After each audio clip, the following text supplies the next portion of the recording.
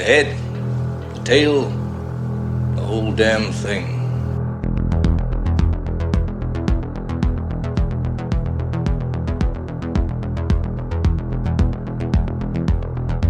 Welcome once again to The Head, the Tail, the Whole Damn Thing with your industry professionals Mike D. McCarthy and James Knight. Today's episode, The Ring and Undertone. The Ring was a great film and was very popular at the time. I saw it late night with one of my friends, and he went to the bathroom right when she was putting in the videotape, spoiler. So he missed the whole thing, really. It was just terrible. Speaking of terrible, Undertone has had mixed reviews.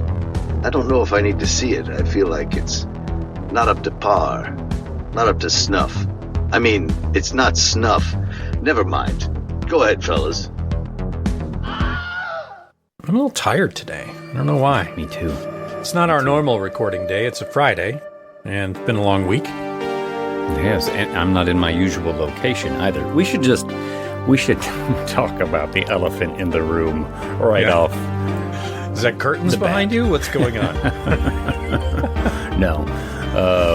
A delightful double feature today featuring 2002's The Ring and the recently released Undertone.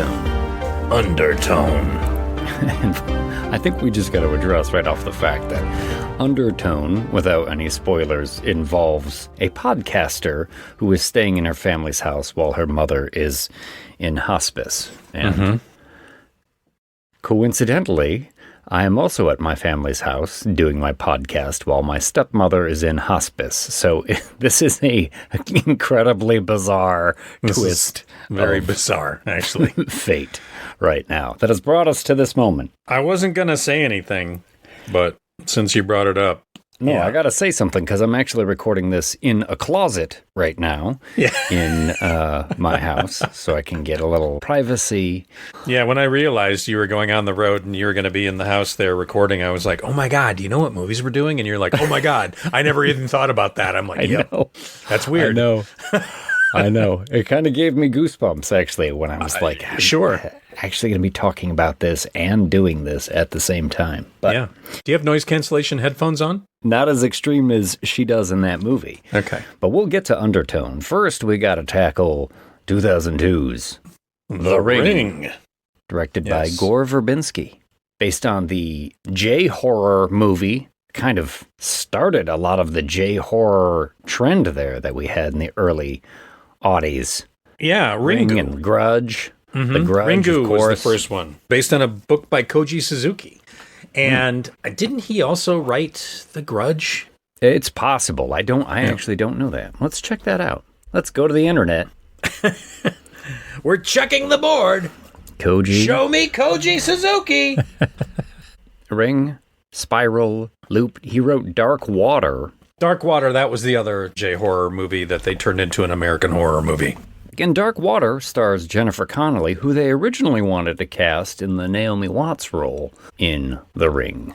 That's pretty nuts. You know, Ringu was the highest grossing horror movie in Japan, which is why the Americans were like, we got to remake it. Now, I think the American version is better. I think the American version is better as well. Nice. We agree. I do think the Japanese version is very good. It is and very I do good. think and I just if you're a fan it. of the American one, you should watch the Japanese version. But I think this is one of those rare cases where the American version just has a little bit more polish. They took the story in some slightly different ways. Yep. And the American version has a lot of heavy hitters.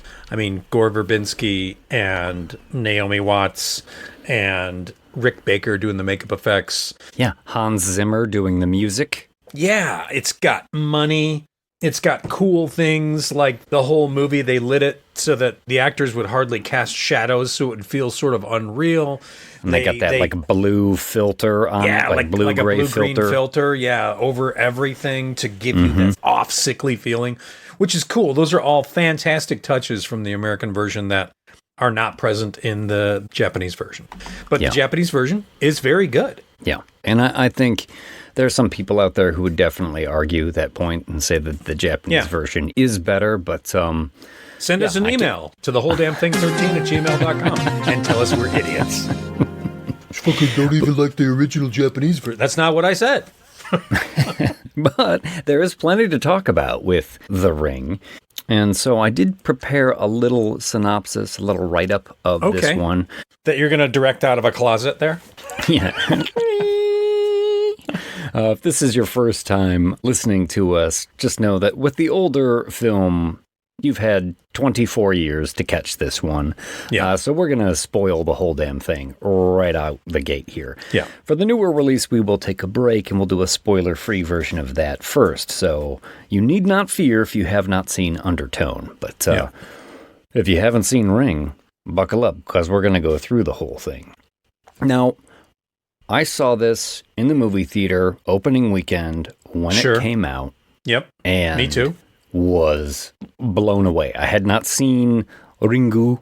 I didn't really know anything about J-horror. I was blown away by this movie, and there's a lot of parts of this movie that really stuck with me for a long time. Nice. But rewatching it the second time, there's things about it that I never realized before, and that is how heavily there is a family element to this. Essentially, there is a mother, a single mother, who doesn't have a lot of time for her kid, and the character arc that she takes through this movie changes her worldview, let's say, to the end, to where she is more inclined to realize what's important to her and spend time with her kid and her family. And there's another mother-child relationship in this movie that sort of that's a little bit the opposite.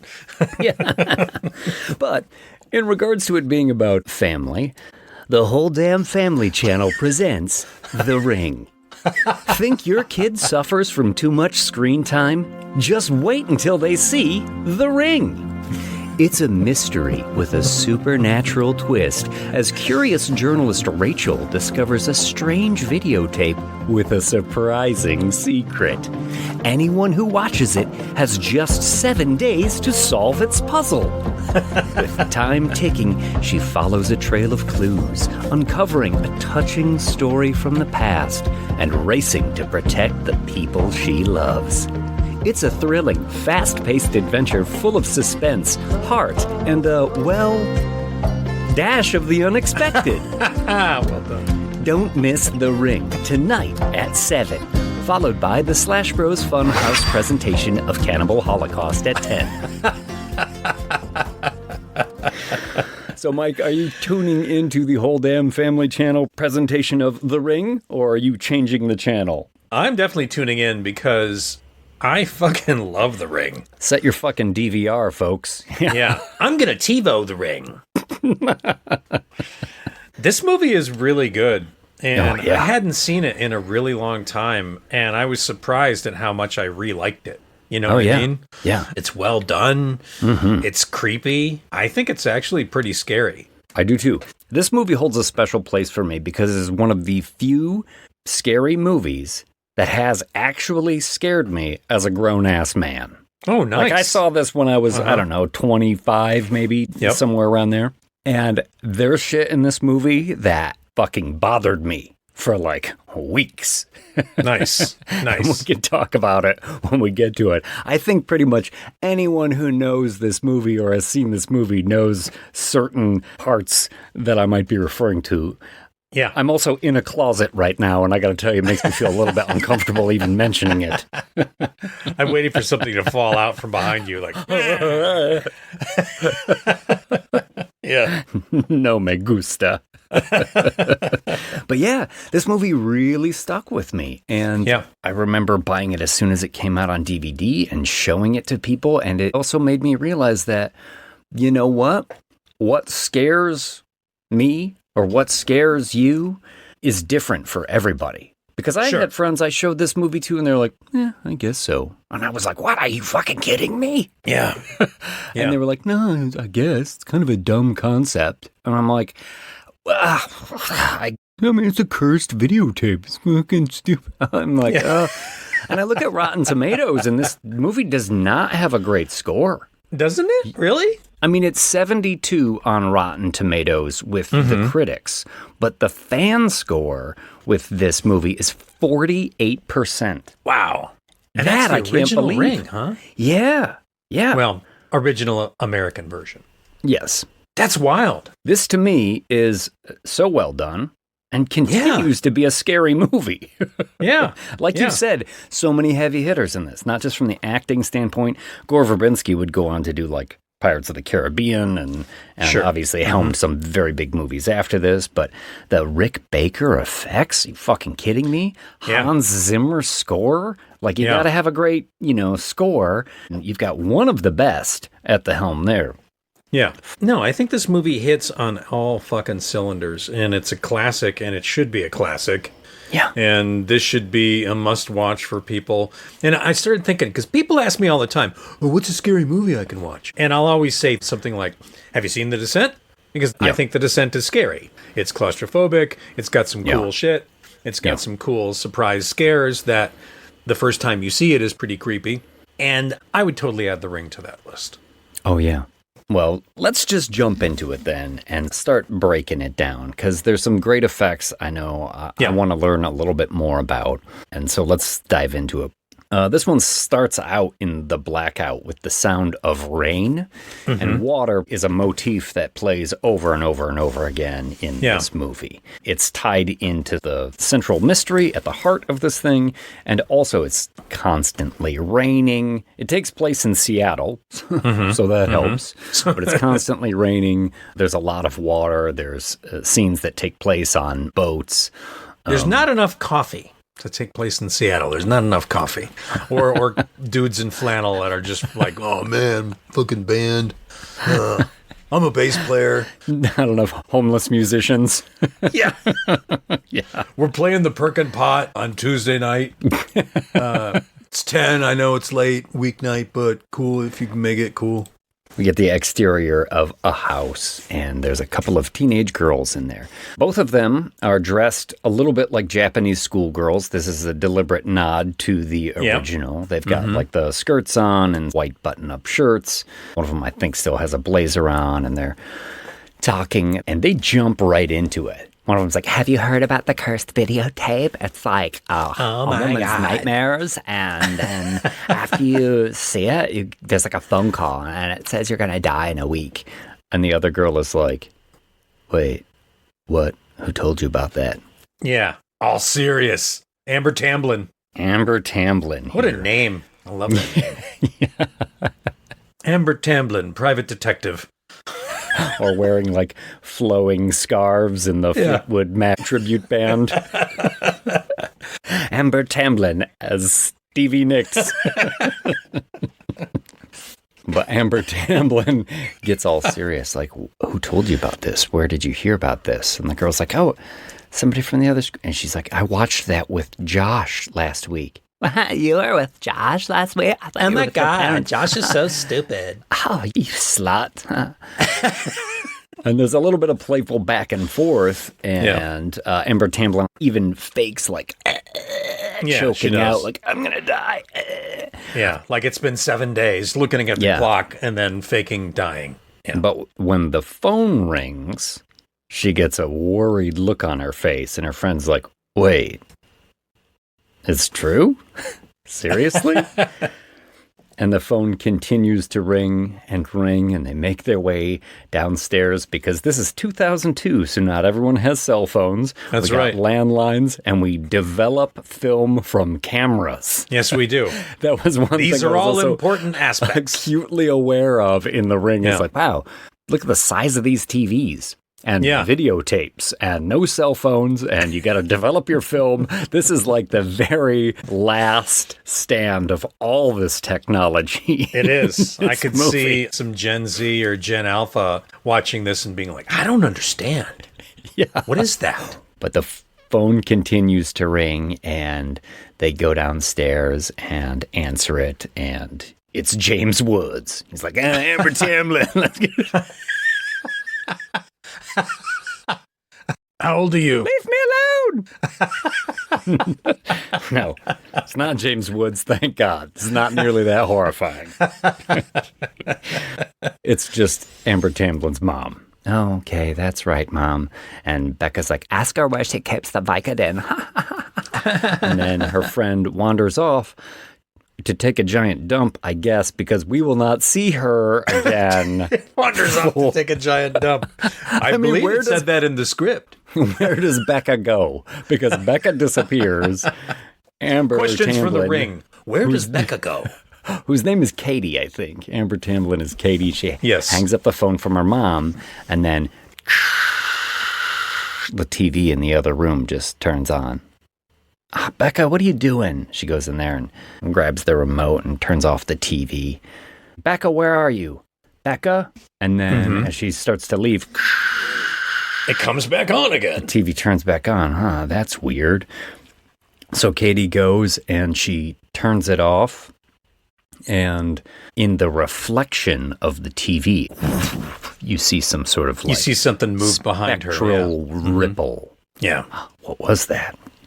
Man, Becca, I'm a sucker for a good spectral ripple. Yeah. We all are. Everybody loves a spectral ripple. Oh, man. But Katie goes upstairs looking for Becca and notices a bunch of water leaking out the crack underneath her bedroom door.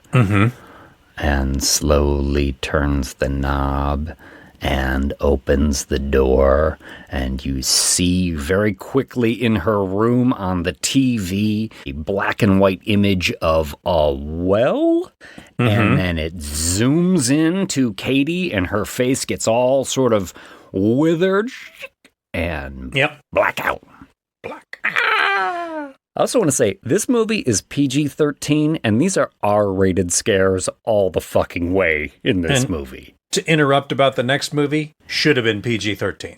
Oh, yeah. Undertone is rated R? Yeah, and I don't really understand why. Because this, to me, these are rated R scares all the way. Sure. I can't believe that they got away with a PG-13 on Maybe this. I mean, this movie cost $50 million and made $250 million. Oh, yeah.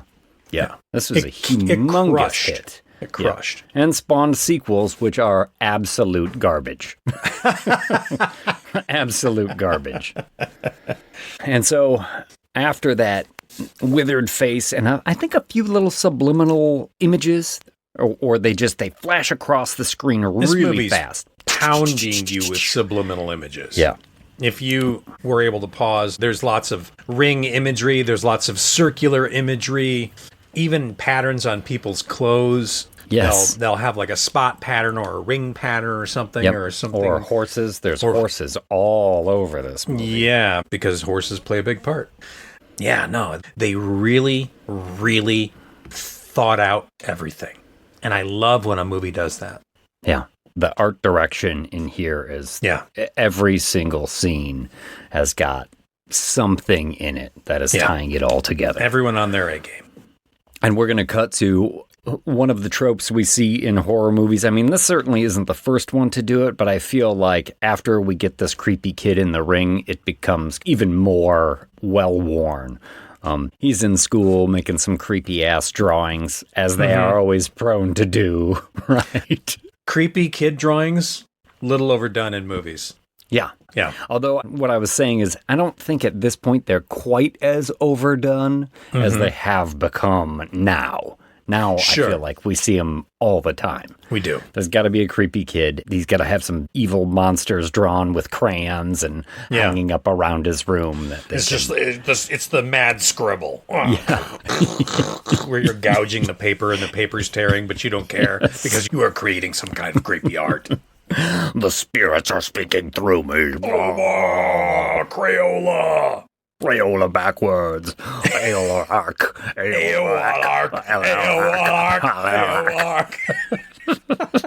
That's good. But yeah, essentially we get the kid in school here, and you can hear the mom, Rachel, played by Naomi Watts, coming down the hallway talking to her editor. She is a investigative reporter.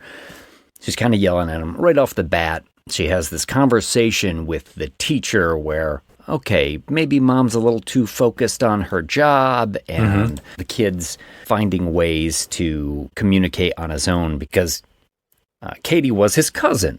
And she has died, and Rachel's like, yeah, he's dealing with it in his own way, but he's going to be okay. Really sort of brushing off the teacher, as the teacher says, like, maybe you might think about talking to your son a little bit more or hanging out with him a little bit more. And Teacher's Rachel's being like, a little brazen.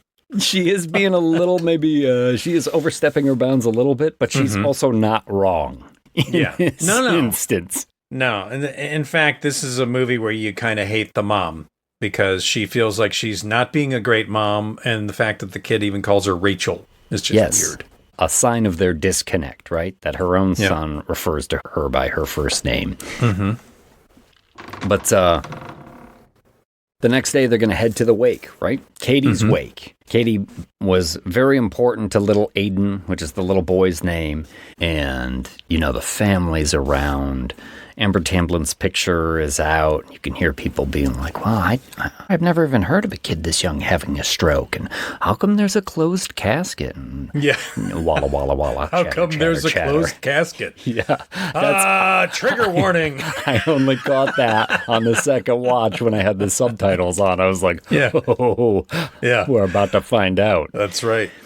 Because Rachel will go talk to her sister as her sister's washing the dishes, and her sister is like, please, can you find out what happened to my daughter? I have tried to research it. I cannot find any other cases of a girl her age, a healthy girl, just dropping dead like this. You're a reporter. Please find out what happened. And then what follows is, I think, the most effective jump scare I've ever seen. Hell yeah. Because you don't get any warning about this one. None. It is essentially a flashback, whereas her mom is standing there in the kitchen talking to Rachel. She says, please, I saw her face. And then they just flash back to her upstairs, opening the closet door, and jump scare. This girl's body is so ghastly. It's so horrifying. It's cool. It's really cool. It's, talk to us about this, because I mean, Rick Baker. This messed me up. Rick Baker knows what he's doing. Rick Baker knows how to get under people's skins.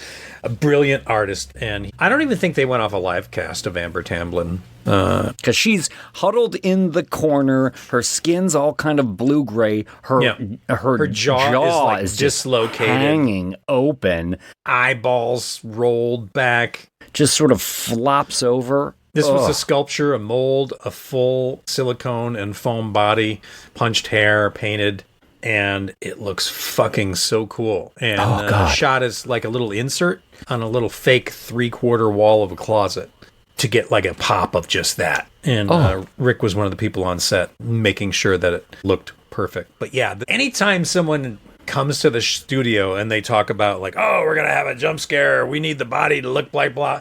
And I'm like, you mean like The Ring? And they're like, yeah, exactly. It has to totally look like The Ring. That's one of those things that people just have keyed on ever since. Yeah. Like, it's become a look that they want to duplicate. Yeah, and I don't know that I've ever seen it really duplicated since then. Yeah. I gotta tell you, this is one of the things that just fucked me up so much watching this. Really, really effective. I mean, it is a jump scare, but played so perfectly. And, there's effects in movies where, like, I can't wait to see him again. Like Chestburster in Alien, like here comes that scene. Or in The Thing, when he's got the defibrillator and he pushes through the guy's chest and it bites off his arms and you're like, spoiler alert. I can't wait to see that stuff. Yeah. You know when what the I mean? Norris head comes stretching off and turns into a spider. Yes. Yeah. I mean, you could just keep talking about The Thing over and over and over again. Or American Werewolf in London. Oh, God, yes, absolutely. Transformation. Just brilliant stuff that I want to see over and over. I think this is one of the most effective, scariest, ghastliest effects. And when I was watching this movie, I was like, oh, fuck, it's coming up. And I saw it, I was like, oh. Really? Were you dreading it? Yes. The second time I saw it, too, I was like, oh, fuck, here it comes again. I hate this thing. I really, really hate this thing. That's great. I think I love it's so well done. Yeah. This one fucks me up. Ugh, What was that? Thanks. I don't know. Did you hear that? That's weird. Little sound, little burp in the audio quality. Yeah. Yeah, it must be, I don't know, something in the lines. Yeah, well, I'm recording from a new place tonight. We're close to Canada. I'm going to get some international interference. Oh, weird. We're ghostly, eh?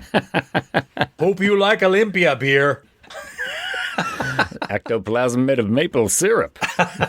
Canadian ghosts. Canadian ghosts, damn you. But this effect, I dread it every time. Every time. In fact, quick story, the first time I showed this movie to my wife, we had just started dating, and I bought this on DVD as soon as it came out. I'm like, oh, this movie is fucking scary. This one's going to get the girl to cuddle up. We're sitting there on the couch, and I know it's coming up. You know, but I don't say anything, and she's got a glass of wine in her hand. And you're like, and at put that moment, wine down, put that wine down. Oh, I didn't say that. And she just spasmed, like, ah! And just like painted the walls in my apartment. Just glass of wine all over the place. Nice. That's great. I guess we'll pause this for a bit. Yeah. Let me get that out of my eye. Yeah.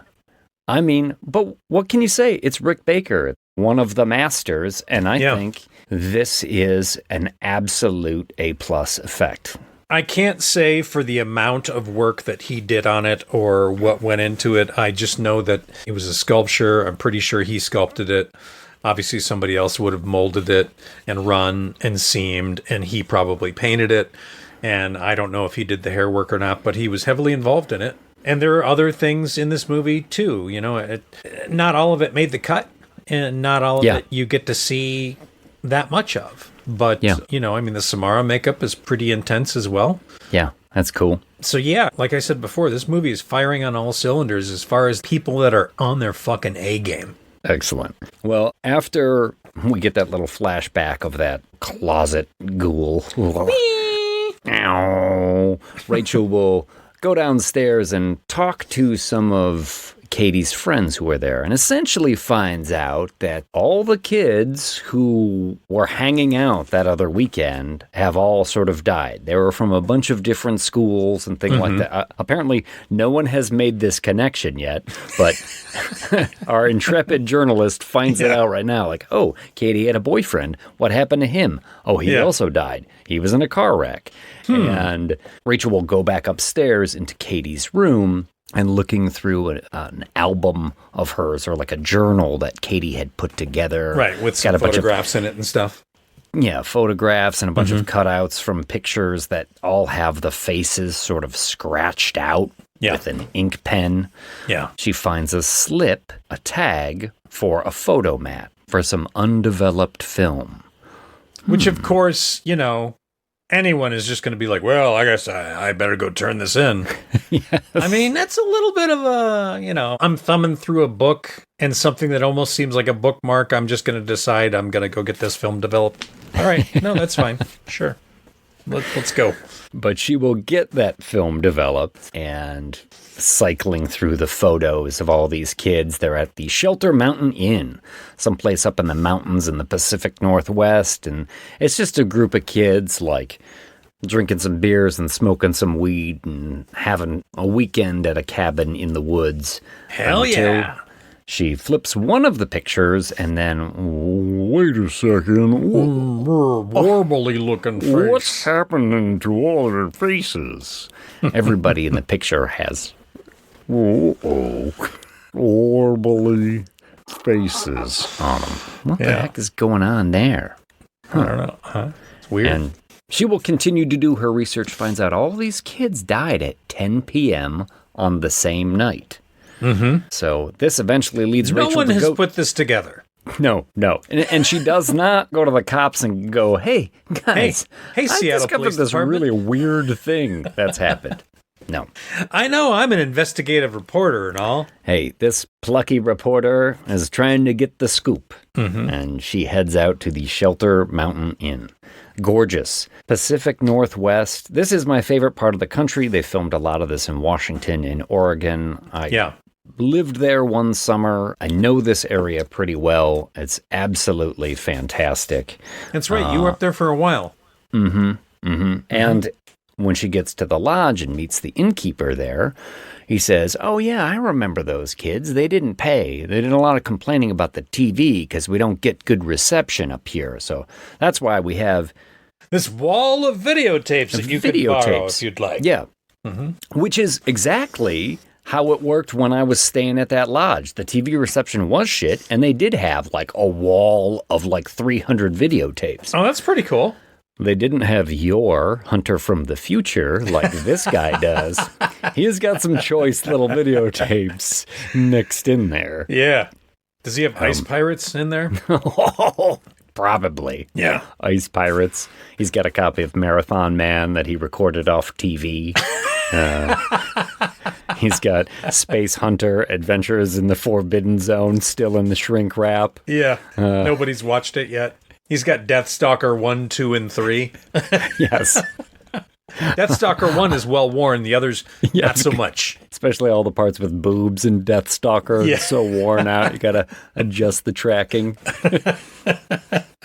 But Rachel does notice one videotape there is not in a sleeve. It's just sort of lying on a crooked angle. And, oh, could this be the videotape that those kids talked about? It's calling to her. It's calling to her. Like some voice reaching out.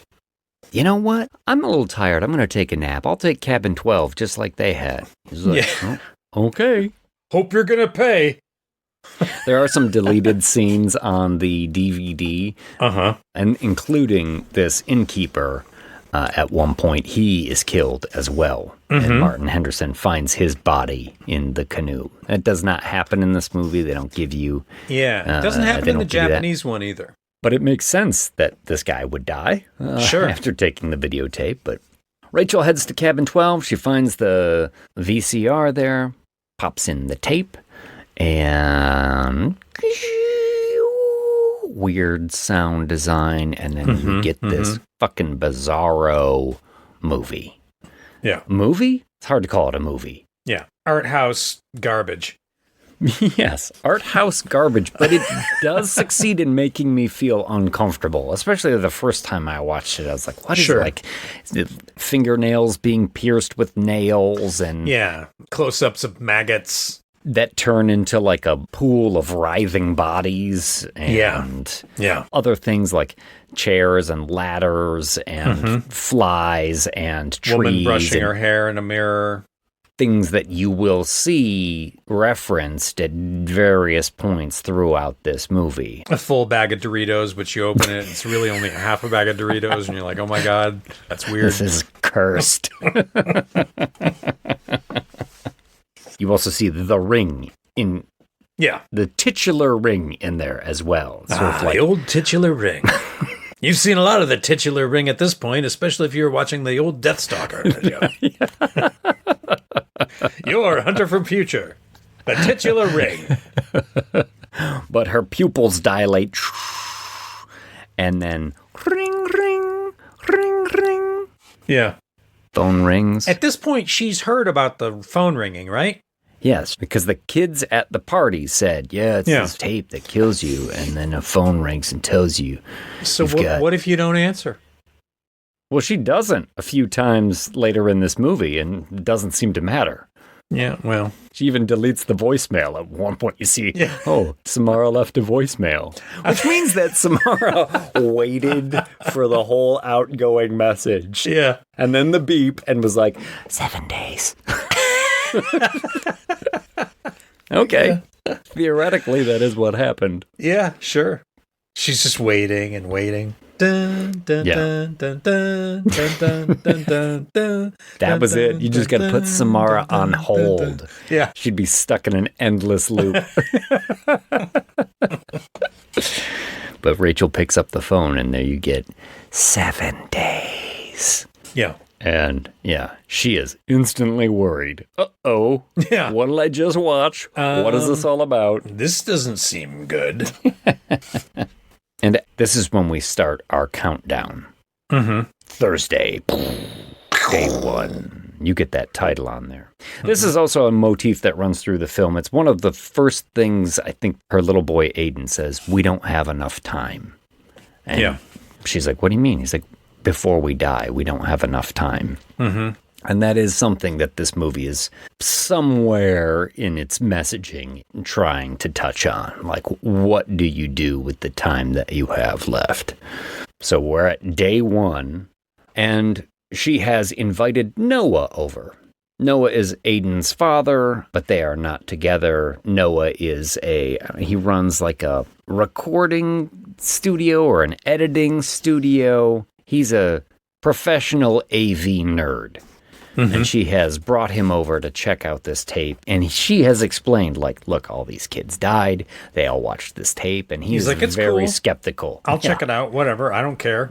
Sure. And dumb. She's like, aren't you a little worried? He's like, no, what you've just said is dumb. Like a cursed videotape. He's not wrong. I mean, this is a silly concept. Wrong. But she reluctantly lets him watch it.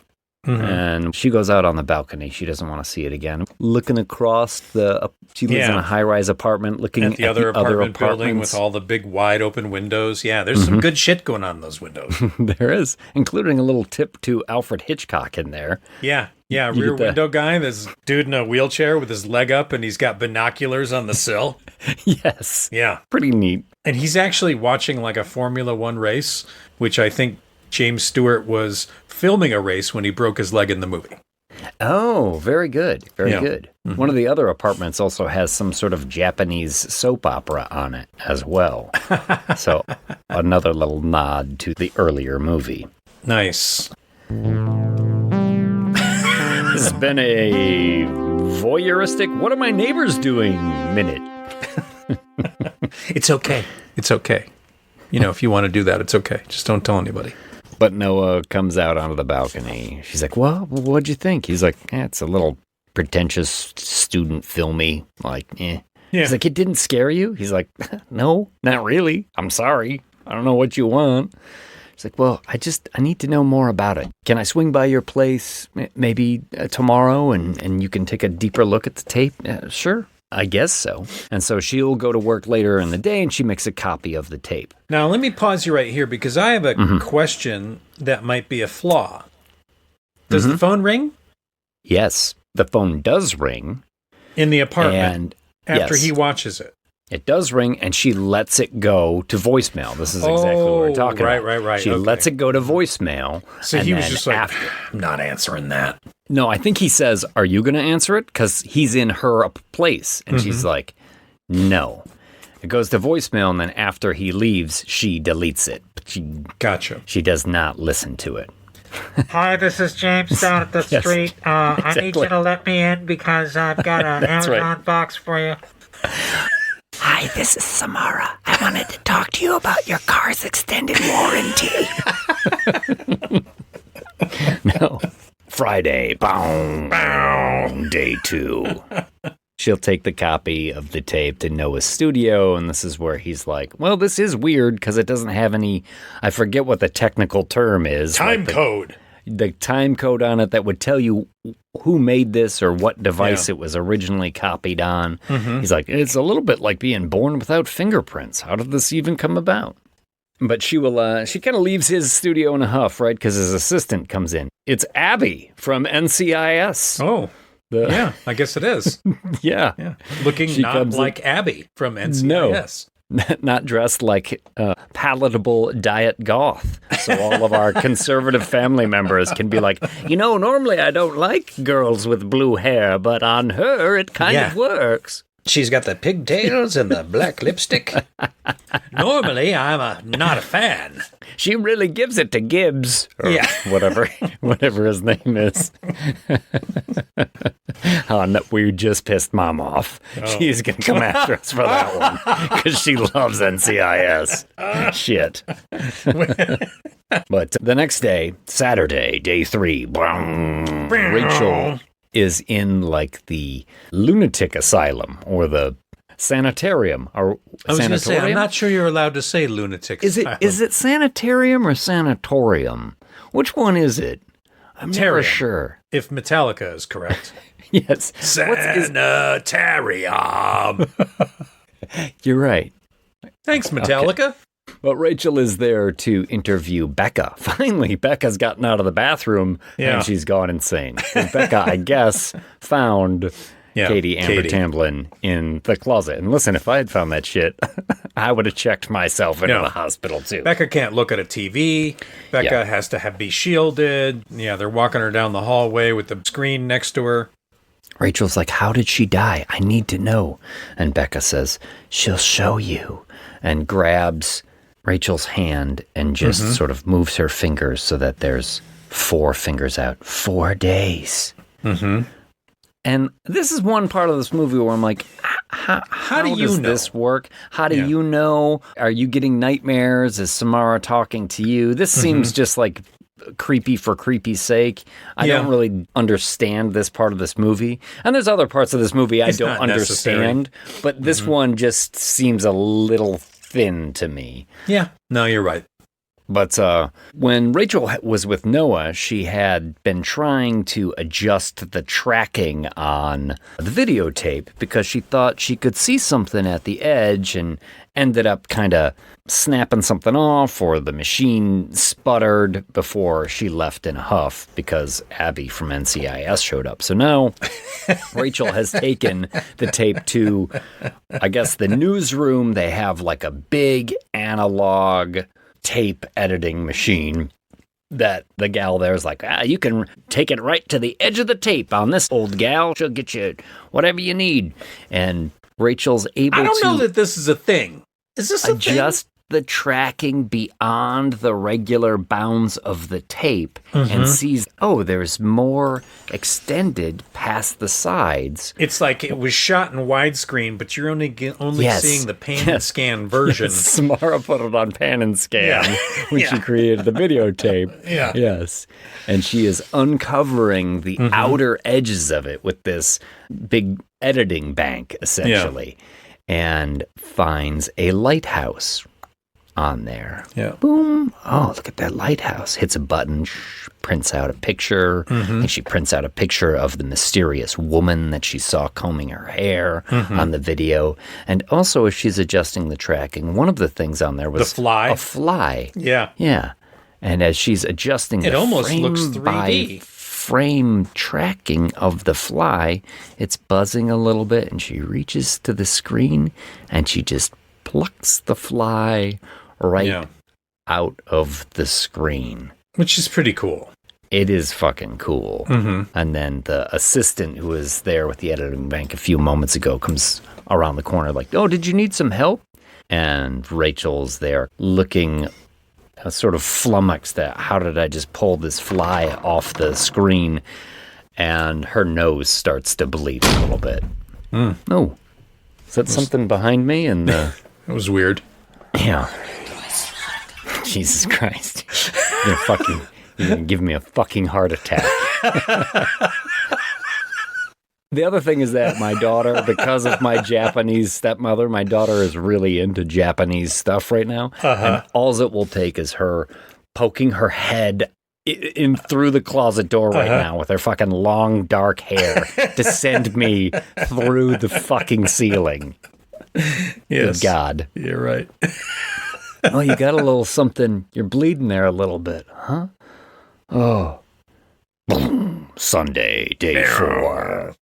This is a part of the movie, though, that I had forgotten about because I got so kind of grossed out from the closet ghoul and some of the other effects that are coming up in this movie. Normally, I'm a sucker for a closet ghoul. I forgot about this mystery.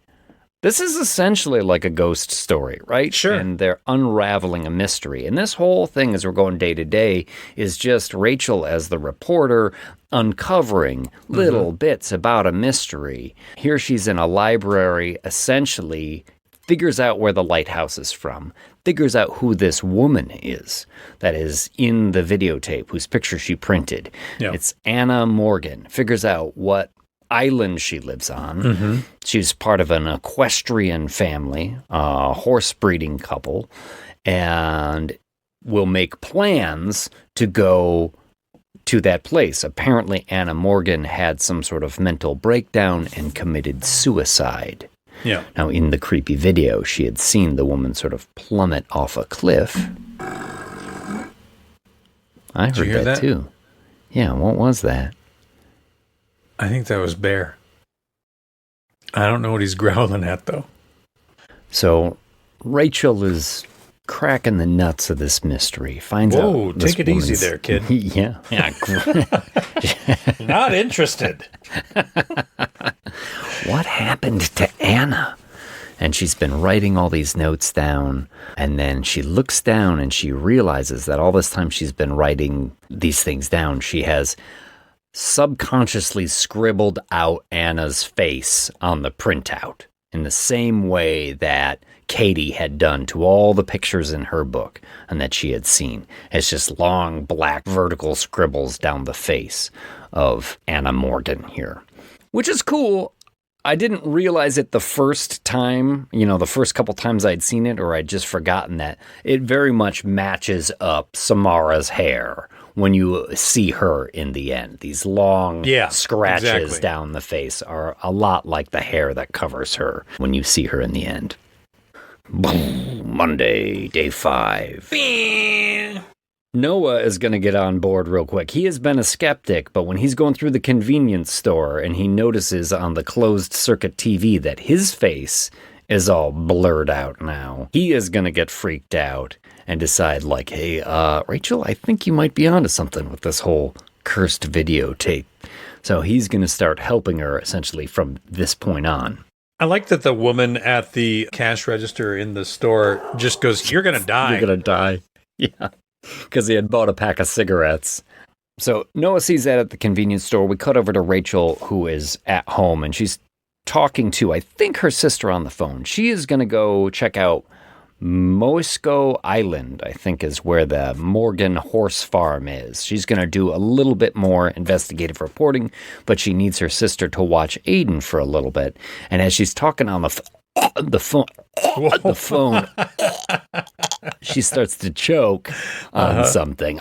Yeah. And then reaches in and pulls out this long hair. Yeah. It's so uncomfortable looking. It's a hair, it's a wire, it's some sort of long it's gross thread. And then one of those little sucker cups that they attach to like your forehead to take your vital signs or whatever comes out of her mouth too. Yeah. What is going on? She looks at the phone that she was just talking to her sister on, and water starts to seep out of the receiver. She gets a little freaked out. All this shit is cool. Yeah, check in on her boy Aiden in his room and sees there's water coming out of the door. She opens it up and there's a young girl sitting in a chair, her hair covering her face. She's wearing just like this white shift, and Rachel approaches her, and then the girl with a zombified arm grabs Rachel's arm. Yeah. And then flashback. Rachel's like sitting in a chair. There's a camera looking at her. She looks to be in some sort of observation room. Yeah. And it's good. She wakes up in a huff. Just a bad dream. But of course, she looks at her arm and sees the handprint still on her arm. Oh my God. She gets up to sort of collect herself and walks out into the other room. And she sees from the living room a staticky light coming from the living room. Hell and yes, she can there is. hear that awful sound, the sound effect, that little sort of whistle, like high-pitched whistly kind of noise, eerie noise. Obviously that from the video that we've makes. seen like 3 times already in the movie. And she had brought a copy of the videotape home with her, and she walks into the living room, and Aiden is there just finishing up. Yes, Ghostface. Just finishing up the videotape. No! She screams and grabs him and shuts the TV off. One cool thing, too, about this is that, in the movie, each time somebody watches that video and you see it to the end, Samara gets a little bit closer farther out of the well. You know, like just a hand or maybe a little bit of an arm, just a little bit closer to coming out, which is pretty cool. It is cool. And she's like, why did you watch that? And he's like, I couldn't sleep. So he just put on some random video. You wonder what other random videos she might have had around the house that kid was like, ooh, this one's not labeled either. Yeah. Oh, yeah. Is it a deleted scene or is it a scene in the movie where Noah comes over looking for a copy of the tape and there's like a babysitter there? Yes, the babysitter. Yeah. And he's like, I'm looking for a tape that I may have left here. It's a homemade tape. And she's like, a homemade tape. Okay, yeah, sure, look. He's like, maybe it's in the bedroom. And she's like, you're looking for a homemade tape that is maybe in the bedroom? And he's like, yeah. And she's like kind of laughing. Yeah. Yeah, no, that's in the movie. Sure. One of the rare moments of levity in The Ring. Yeah. You're right. That movie's not very funny. Oh, no. But I don't want it to be either. I want it to be an overwhelming feeling of dread, which, is also like our second film tonight. Yeah. Yeah. It's always raining. It's always gray. Mm-hmm. This movie is a February day. Yeah. It is just heavy and miserable throughout the whole thing. Yeah. But so well made that it doesn't bother me, really. No, me either. Like I say, I want it to be this way. But yeah, after the boy watches it, he's like, who is she, Rachel? And the phone rings again. Yeah. And she doesn't listen to it. She just picks it up and hangs it up right away. Mm-hmm. And the phone rings right after that. Yeah.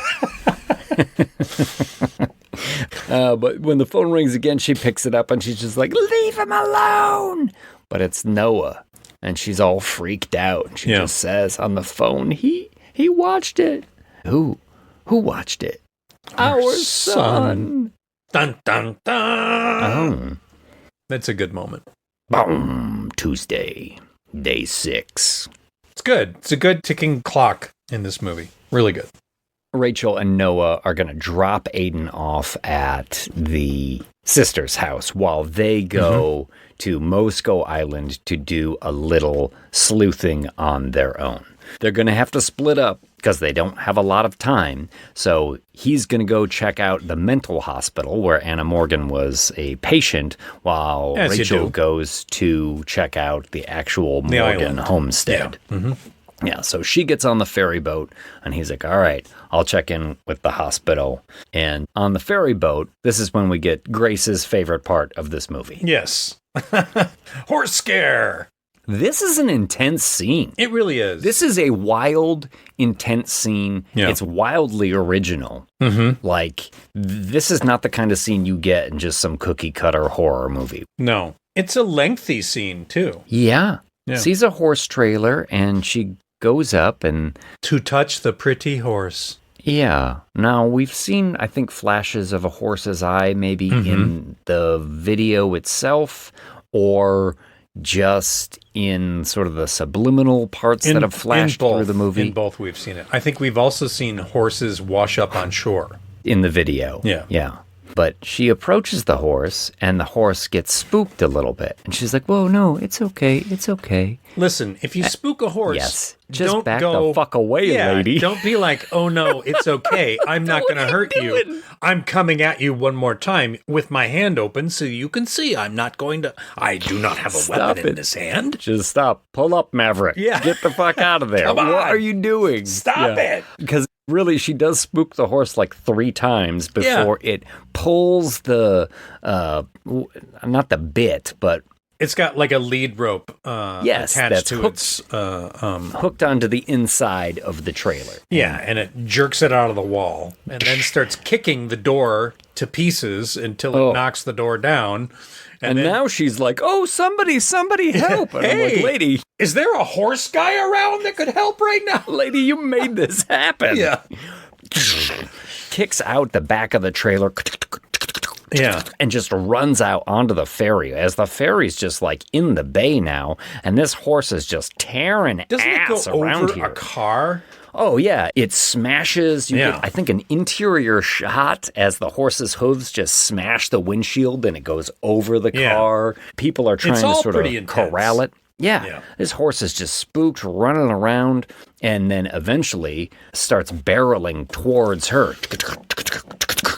And she's sort of backing up, and she gets to the edge of the ferry, and she just sort of like turtles up at the edge of the ferry, and the horse jumps and thunk, hits the side, and then thunk, hits the ferry going down sploosh into the water, whimpering, whinnying, hitting the side of the boat, and then the horse kind of disappears under the boat. Pretty much everybody who's on the ferry has seen this happen. They all run to the back rear of the boat, and then you just see the churn of the propellers, and all the water just gets all red. Frothy blood water. Yeah. And the little girl whose horse it was is next to her. Yeah.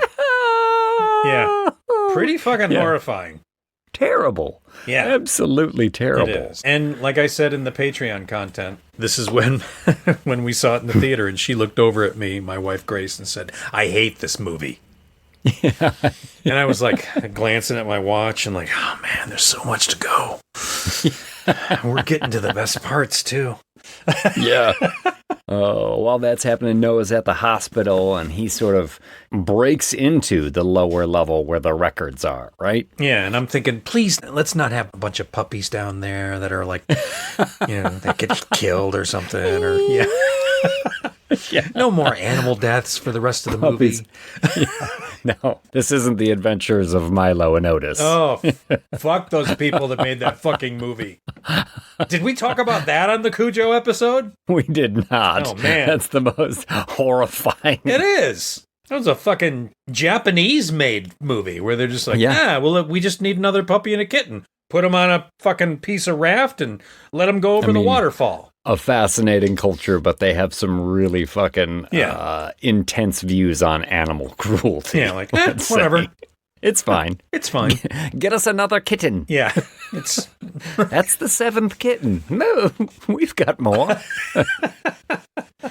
But he breaks into the records room and finds Anna Morgan's file there. It's got some pictures in it, right? Samara. Yeah. That she, mentally projected images onto. Projected thermography, I think, is the fucking bullshit thing they talk. Yes. Yeah. They don't really explain too much. No. How Samara is able to make this tape. Except they that hint at it. A blank tape in a VCR directly over the well. Yes. In the cabin, right? Yes. Yes. And they're trying to tape a football game or something when it happens. Yeah. But as Noah's in there, Rachel is Do you have a minute to talk about spooky horses?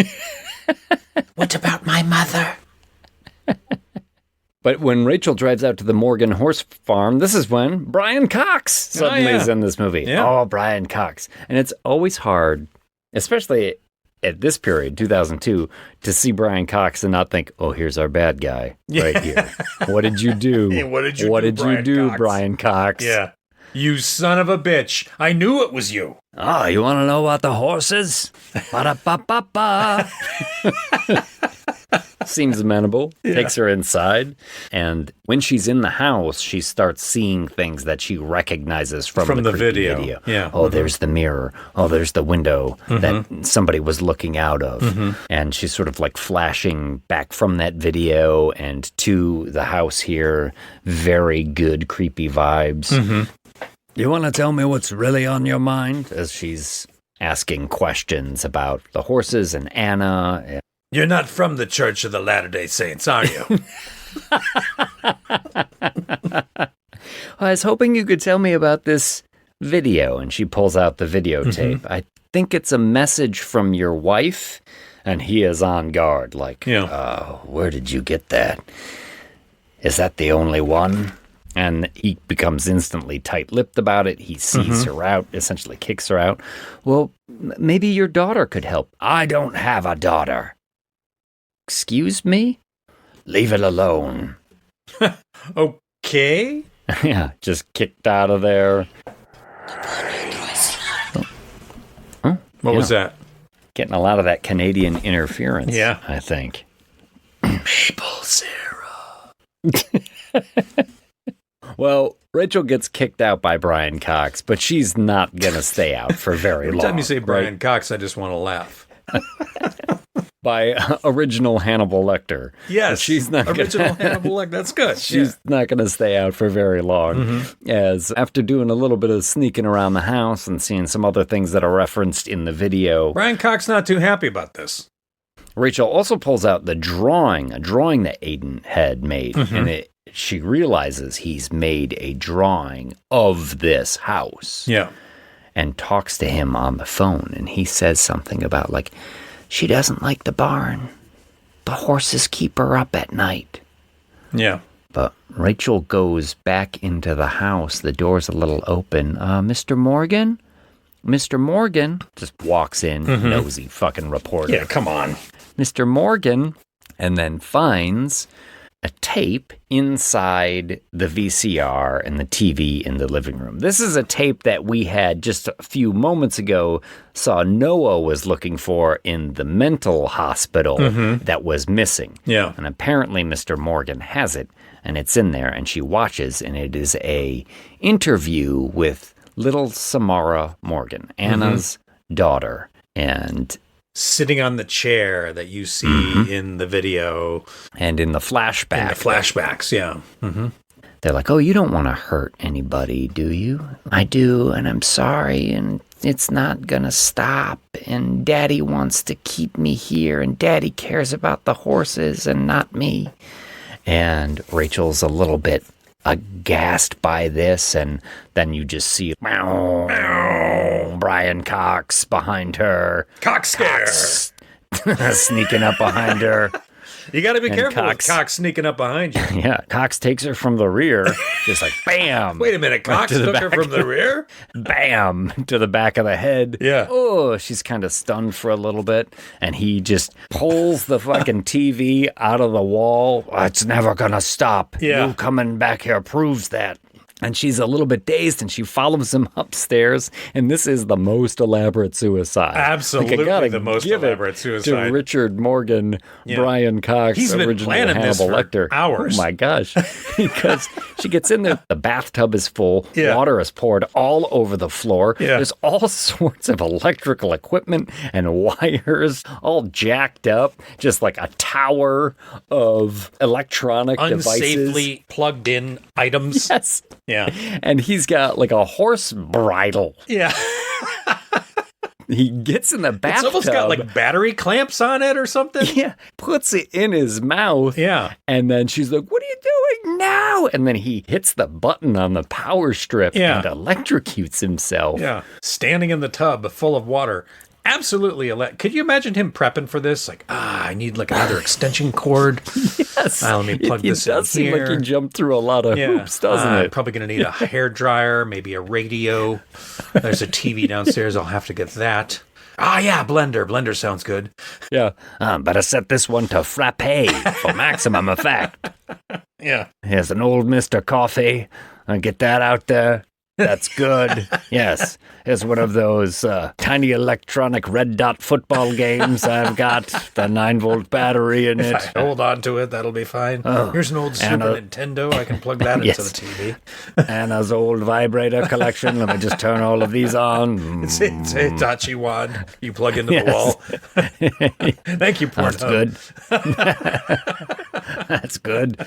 Very good. Yeah. I wonder, do you know if this was a more extensive effect, the electrocution here? Because you don't see any of it. You see his toe, his foot, twitching in the water, and maybe his hand or something, and she screams. I think his head slams back and hits the wall and leaves some blood. Yeah, leaves a blood spot there, but I wasn't sure if he got, like, fried. No, I don't think from so. this effect. Not like the way Chucky killed the doctor in Child's Play, and then it's like grinning, and then, pink makeup and red makeup and black makeup and smoke coming off of the head. No. Yes. No, yeah. it wasn't one Well, of I those. mean, the prep work that he's done sort of leads you to think that, like, maybe he would end up looking like a rotisserie chicken or something. He should have. A Kenny Rogers roaster. Now, those are delicious. Nothing like a Cox roaster, am I right? Ba-da-ba-ba-ba. Oh, well, she's freaking out, and Noah has magically caught up with her at this moment. Oh, Rachel, Rachel. He's come right into the house. Mm-hmm. This is one of those sort of magical moments where the boyfriend or the husband or someone just happens to show up at the right moment. Tracked her down. Did you make a rotisserie chicken? Yeah. That smells great. We gotta go. That? But I love fried cocks. No, honey, we gotta go. I'm about to eat the original Hannibal Lecter. How fucking ironic is that? Good point. But she remembers that Aiden says, oh, she doesn't like the barn. The horses keep her up. So they break into the barn and they find the world's creepiest nursery. What the fuck? Who had to climb that ladder? Ladder going up to the top of this barn where there is a child's room set up. What in the fuck? Chair. No wonder she's TV. Crazy. No wonder she's mad. Yeah. She was mad at Daddy. Yeah. And Daddy did suck. Yeah. Brian Cox. Seriously? You put her in what the have you roof done? of the barn, essentially? Ugh. The horse barn? Creepy carousel moving still at this point. Don't know how that carousel's still going. Power of mind. This is where they put her. But this is a great part in this movie because you do still believe this little girl was... Weird. I do not like where this is headed. But you do feel like this girl has been put upon, what are they doing? How are they torturing this little girl? And they notice behind the wallpaper, what is that? There is something burnt into the wall. And it is a red maple tree. Yeah. It's something that was also in the video. And in the original movie, too. It's a Japanese maple, actually. It is. But Rachel has also seen this tree because it's at the Shelter Mountain Inn, where she originally watched the video. So they get back there as quickly as they can, on the clock now. Yeah. And they're feeling all frustrated because we're right back where we started. What is going on? There's got to be something here. He's kind of freaking out a little bit. He's knocking shit over in the cabin. There's got to be something here. And I think he knocks over some sort of vase full of glass beads. Yeah, or and they all and roll to the center to a little spot. And he's like, oh, there's magnetic pull or a slope in the floor. What the hell? They tear the rug away and there is a ring burnt into the cabin floor here. Hell yeah. I love this moment too because if you see the exterior of the cabin, it's quite apparent that you could just go through the side. Yeah. Yes. But instead he goes outside, breaks a fire axe out and just smashes through the floor. Yeah. You could have just gone around the side and used the door. We don't want to. In the Japanese one, they go through the side. Okay. There's a lattice work underneath between the floor and the ground. It would make sense. They just sort of smash through the lattice work, and then they find the well, where she, of course, and here is. It is. Here it is. Yep. The well. And so they get down in there and move that heavy push concrete lid. The lid off of the well and look down, down, down, down. Boy, that is deep, deep, deep. Yeah. We should drop something. Thing. I don't even think they hear it splash. But as they're doing this, the sun is going down on day 7. That's right. And the TV is starting to flicker with a little bit of static. And you see some of the nails begin to push up as this. Water starts to seep out of the cracks in the floor. This. Yeah. They push up the nails, and then part of the floor collapses, the TV slides down and hits her from behind and knocks her into the well. Pretty elaborate. Yeah. Pretty weirdly elaborate. Rachel!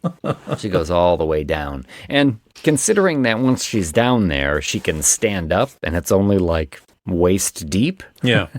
She would have got fucked up when she landed in there. Yeah. She was like diving in the shallow end times 1,000. Yeah. Yeah. I just fell 40 feet into 3 feet of water. Yeah. Yeah. But she's down there as the sun goes down, and he goes out to try and get like a fire hose from the same place where he got the fire axe, I guess to try and throw it down there so she can climb out. And as she's down there, a big mass of black hair floats to the surface. Yeah. And she is grabbing. It's a one-way ticket to Flashback City. Flashback City. Where all we have is flashbacks. This is how she died. Knocked on the head by her mom and kicked into the well. Yeah, we see Samara at the well, and her mom, Anna Morgan, comes up behind her, talking to her. It's beautiful here, isn't it? They can see the red maple in the distance. Samara's by the well, and then plastic bag over the head. Hey. And then in the deleted scenes, you actually see her mom hit her in the head, right? Yeah, with like with a brick or a rock from the well. Bam! Yeah. And down goes Samara into the well. Sploosh. Where she lasted for 7 days. Yeah. It is a great little moment, too, after they come to terms with her ghost here. And he's like, man, she was alive down there. How long could you last? 7 days. You could survive for 7 days. Good. It is. Nice little bonus there. Did you know this was taken from an old Japanese story? An old Japanese story? Yeah. The Bansho House of Dishes. What? Yeah. I mean, it sounds like a place you're going to go to buy some shit, right? Yeah, the Bansho House of Dishes. What do they got there? I'm getting married. We registered at the Bansho House of Dishes.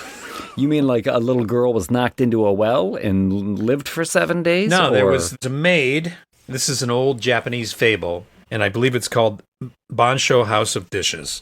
And Okikai, or Okiki, was a maid, and there was a samurai that was like sort of the man of the house that was kind of like really into her. And they said that they have these dishes that are at the house that are magical, and there's like 10 of them or something. And he hid one of them, and she couldn't find it, and she got worried and nervous. She was like, oh my god, I've lost one of these magical dishes, and it's gonna be a big thing. And he was like, tell you what, I won't tell anyone about the dishes if you just want to, like, you know, maybe we could like hook up or something, or maybe, you know, we could be together. And she's like, no, it's got to all be about the dishes. And he said, well, I'll let it go. I don't know why he sounds like a samurai Christopher Walken. Oh, I won't tell anyone about the dishes if you're careful. Okay. You just come with me. So she's like, no, I'm not going to do that. I don't want to be with you.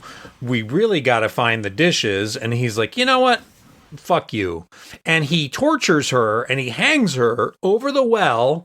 And then she falls in. And for 7 days, she is down there crying out for somebody to help her. But nobody ever does, because the samurai just tells people to ignore it. And that's where the original idea that Koji Suzuki got for The Ring came from, that old Japanese fable. Oh my gosh. Yeah. Wow. Yeah. That is super fucked up. Weird, right? Yeah. I mean, it sounds like such an innocuous story. Like, oh, House of Dishes. How could this turn dark? Yeah. Oh my God. Oh. Jesus. Listen, I won't tell anybody about the dishes if you just want to hook up. No, I don't. Okay, then I'll torture you. Jesus Christ. Pretty typical Japanese story. From the team that brought you The Adventures of Milo and Otis. Fantastic. But Rachel comes to terms there with Samara's ghost, and we see, like, it looks like the young body of Samara, and it sort of disintegrates into her arms, into a skeleton. Yep. And they will cut up above as they've alerted the authorities, and they're going to go down there and get the body. And yeah, you could survive down there for 7 days, and everything looks like it's wrapping up. They pick up the boy from the sister's house. He's in the back seat as they're driving home, and he kind of opens his eyes and sees mom and dad holding hands. It looks like their relationship has been rectified. And she puts her son to bed, and she goes and takes a shower. And the first time I watched this movie, you're like, it's all the way up to this point until she gets in the shower. I'm like, why is this movie still continuing? What is happening here? Yeah. I felt like we were done. Yeah. And then the next morning she's with her kid, and it's like she's learned a lesson. She's going to be a good mom. Yeah. He's like, don't you have to be at work? She's like, not today. I'm calling in. We're just going to spend time together. A character arc. We have achieved it. Let's just roll credits. Please just roll credits. Yeah. And he's like, did you find her? Yeah, I found her. And we helped her out. We set her free. And he just sits up. He's like, you did what? why did you help her? She's like, what do you mean? He's like, you weren't supposed to help her. Don't you understand? She never sleeps. Yeah. And then she notices that the little boy has like a burn mark, like a handprint on him. Oh, shit. We cut over to Noah because it's been 7 days for Noah. And he's at his studio there. And surrounded by gigantic TVs.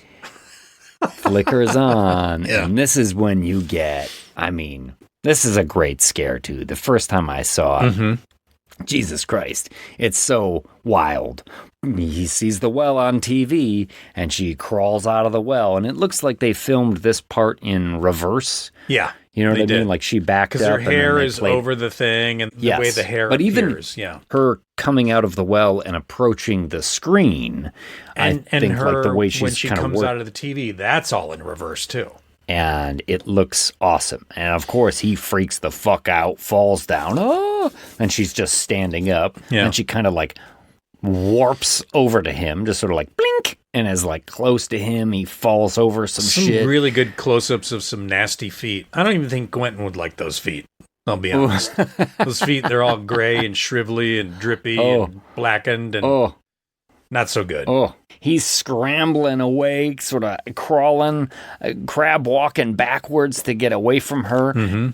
And she's moving very sort of like static, like TV static. There's something just unearthly about her presence in the world that doesn't really seem solid or in the same sort of substantial way.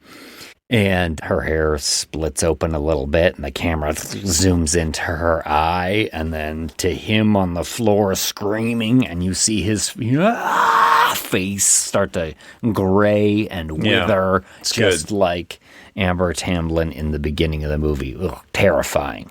Rachel's been trying to get a hold of him on the phone the whole time. No. That's right, ghost of Mark Wahlberg. Holy smokes. Rachel's racing towards Noah's studio. Pick up the phone. And she gets all the way up there, and she sees shit has gone wrong. There's water all over the floor, bloody footprints, things have been knocked over. She sees him sitting in a chair, turns the swivel chair around, and just screams as she sees his face. You wanted to see that face, too. So did I. Yeah. This one's not as ghastly as Amber Tamblyn in the closet, but it still ain't great. Yeah. She can't figure it out. What did I do? Why did he die? Why did I not die? What did I do that he didn't? She's run home. She's screaming. She grabs the cursed tape. She's tearing it apart. She's throwing it in the fireplace. What'll I do? And then the light bulb comes on. Oh, yeah. She looks over her shoulder. I made a copy. Underneath the sofa is the copy that Aiden had watched. She had torn it out of the VCR and thrown it under there. I made a copy. So then, next scene, you see her and Aiden in the newspaper office making a copy like she had originally making done. Him make the copy because he saw the tape. You have to pass the curse on in order to be safe. A little like It Follows. And who are you going to show it to? Who... Indeed, and roll credits. They leave that ambiguous. What are they going to do with this tape? But it's a deleted scene. It is, right? yeah. Chris Cooper In fact, you Good see old Chris Cooper. You see Chris Cooper in a newspaper article. Yep. He's an arsonist that killed some people, like some little girl was burned alive and he's born again or something. And he was a story that she was working on. It was how the movie was going to start. Was she's a reporter and covering that talking story to this killer, Chris Cooper, in jail. Exactly. And then in the end, they were going to show him the video. Yeah. But this is a much better ambiguous ending. It is. That would have slowed this movie down. It didn't need it. It's funny to see his little cameo in there. Yeah, in the newspaper. just in a newspaper article. But we roll credits here, and that is The Ring. And hot fucking damn. Yeah. But how many cursed videotapes are you giving The Ring? I'm going to say 8. Oh, 8. What you want. It's what you want for sure, but it's not 100% King Fancy. And I don't really know why it isn't. I'm giving it a 9. Oh. This one is King Fancy to me. Okay. Because as I said, it's in a very, very short list of movies that fucked me up as an adult. Nice. And it's beautifully shot. Yeah. As you said, Rick Baker, Hans Zimmer, Naomi Watts is fantastic. Yeah. Some of the tropes I think are a little overused now, but when I first originally saw them, they weren't I wasn't then. so tired of the creepy kid as I would come to be. It was like the first time you saw a John Woo action scene and went, wow, this is fucking great. And now every fucking action scene is like a John Woo action scene, and they're no longer fucking great. Yeah. I agree. It is effective because the night I watched it, I was home alone. And of course, it's night. It's 10 at night. I'm getting ready for bed, turning out all the lights. And, the computer room, the podcast room where I'm at right now, you see I'm backlit in red. Well, coming off the computer is like red and blue and stuff like that. And when all the lights are out and I could just look down the long hallway and see like a little twinkle of light in this room. And it's always like, sometimes you feel like something passes in front of it and you're like, was that? No, just keep going to the bedroom. And yes, the dogs will let me know if there's a thing going on. Yeah, you got dogs. I'm literally podcasting from a closet with my fucking headphones on, so. That's right. I could open that door and anything could be behind this right now. Man, I do not like where this is heading. All right, well, let's go into the lobby. We'll come back and we will talk about Undertone. I'll see you in a bit. Okay. Let's all go to the lobby. Let's all go to the lobby. Let's all go to the diva to get ourselves a treat. Listen, things to eat. The popcorn can't be beat. The sparkling drinks are just dandy. The chocolate bars and the candy stores. Let's all go to the lobby to get ourselves a treat. Let's all go to the lobby to get ourselves a treat.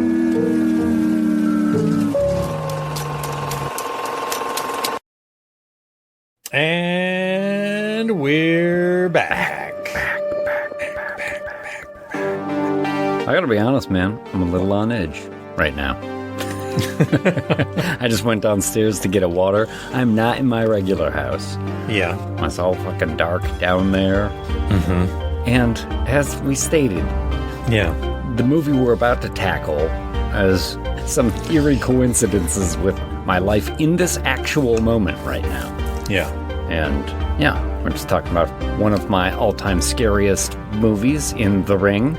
And went downstairs into the dark house, and I'm like, man, still works.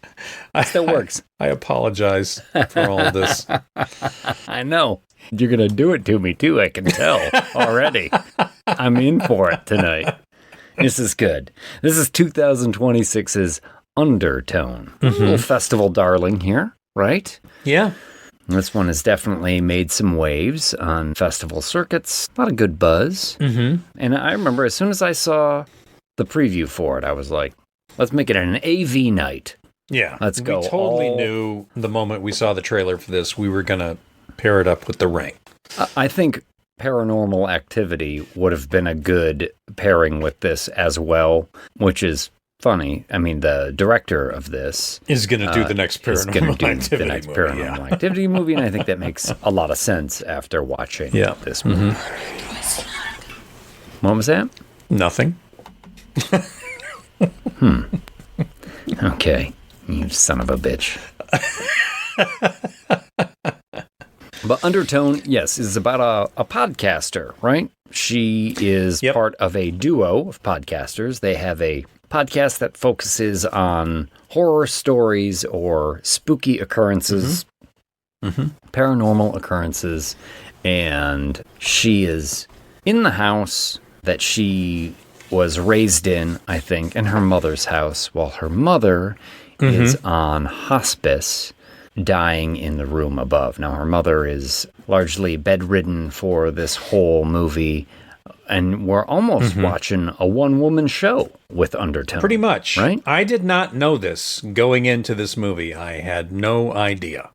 Maybe I could have gathered that from watching the trailers and only seeing one actor, but I tried not to watch the trailers because I didn't want to spoil the movie. So, yeah, you're right. It is. I think he originally wrote this as a play. Ian Tuason. As a radio play, actually. Yeah. And then he himself had to be a caregiver for his parents, much like the character in this movie, right? And he wrote it at that time because of dealing with his parents and what was going on. Both of them had terminal cancer, and I believe his mother passed away first, and then his... I know. Should we stop? I think... No. It's okay. It's okay. Despite some of the coincidences, this is not the experience that I am having right now. Tune in next week. We're going to do Jaws, but we're going to be scuba diving. Yes. On a boat in chum-filled waters. So, yeah, he was the caregiver for his parents. Yeah. And I think I heard him say something to the effect of, like, as he's experiencing this stuff in his life, like he thought, how can I weaponize this? He was really looking at making a scary movie out of his experience. And Undertone is what he came up with. It's a very simple, I mean, this is an A24 movie. It's A24 picked it up. They didn't make him make it. Okay. This was a $500,000 movie that he made. Okay, and then okay. A24 paid probably 7, 8, 9 million, something like that. Who knows? Maybe it was 5. I know he wants to make more of them, or he talked about maybe making a trilogy or something like that. Okay. That's what everyone wants, right? Is some sort of course. Some sort of IP. You know what I'd really like to do is make more money. Yeah. Listen, Frank. No, I'm sure. The kids love podcasting, right? Well, I guess why I identified it as an A24 movie is because A24 movies are, by and large, original and also have noticeably small budgets. Yes, they do. And this one, I mean, 2 actors get screen time. 3. There's, I think, a hospice nurse at one point comes in there for a little bit. I don't think you actually see her, though. I think she's just a voice. You only see Evie and the mom is in bed. And then you hear Justin, and some of the other recorded voices in this movie. But it's all one location. They never leave that house, right? No. Which helps give it a real claustrophobic feel. She's always in the house. She's always caregiving. And it's actually Ian Tuason's house. It is the house that he did the caregiving for his parents. Oddly enough, because I saw this movie with Grace, and what's funny is when we left, she goes, "Do you think that was a real house?" And I went, "No, of course it was a set. No, it was a real house." Apparently it's a real house. And it just has, like I said, not in a bad way, but a very low budget feel to it. I mean, I think it looks great. I think it sounds fantastic. I mean, like, they really put a lot of effort into the audio landscape of this movie. Yeah, but I'll be honest. Everybody had been saying, the scariest movie you'll ever hear. The sound design. So I went into it thinking, this is going to blow my socks off. And I thought, it was okay. as far as the sound design goes. I really appreciated the choice that they made, though, without being spoilers, when she is podcasting and puts her noise-canceling headphones on. Yeah. It shuts off anything else that might be going on in the house, and then you just get locked into that podcast channel, which I think is very effective for the creeps. Yeah.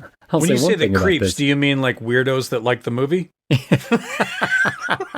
Take it for what you will. I will say one thing, though, is that she puts these on. She does her podcasting in the central living room area. Yeah, with back like to back. an open door. Fuck off. No way. Get the no fuck way out am of I here. fucking doing that. My back is to a wall. Yes. I got 180 degrees around me. I can see. I'm in a corner, and I can see. Safe. Yeah. Yeah. There's no way. I don't like using noise-canceling headphones because I can't hear what's happening in the house. Like earlier, when the dog growled, I was like, was that a dog growling? And you're like, yeah, I heard it too, because it came through my fucking microphone. And she will have moments in this movie where she's like, wait a second, was that something in the house? And she'll take the can off. Yeah. And the soundscape will change. And yeah, you think like, you got to put your back to the wall. Yeah. Come on, sister. What are you doing to yourself? I will say that this movie had probably a brilliant marketing campaign because of the scariest movie you'll ever hear. Right? Yeah. I was worried, though, when I saw that. Oh, is this going to be another Presence? Sure. It also had that vibe of like, oh, this is an interesting thing. You know, it's audio-based, and it's the scariest movie of fill in the blank. Like Presence, you know, was all from the ghost POV, and it's like the scariest movie of the fill in the blank. Sure. Well, and because wasn't. We are podcasters and it's about a podcast and we're listening with our headphones right now, let's listen to the Undertone trailer, because there are things in the Undertone trailer that are obviously from the movie, but I think they put other shit in there too. And if you listen, you can pick some of it out. Oh, okay. So here, Let's do it. Let's play it. Welcome to the Undertone podcast, where we talk about all things creepy. I'm your in-house skeptic, Evie Babbage, something and I'm underneath joined there. by my believer co-host, Justin Manuel. You're gonna love this. I got something juicy. Ooh, do tell. 10 mysterious audio recordings from an anonymous email. Let's keep an open mind, Evie. Let me guess, it's a demonic possession. Okay, easy. All right. You see, I don't remember that from the movie. We've heard weird stuff before, but this feels different. What is that? It said Creepy bow podcast? down something or other. You believe that? Is everyone asleep? Warning. There's only one way to find out. We should stop listening. There's some more reverse. Yeah, I mean, that is kind of some of the stuff they do in the movie, but I don't remember it. Have listened to all of them. It's what she wants. What? I don't know. And there's that weird thing, right, from the... Some more, like, weird backwards masking.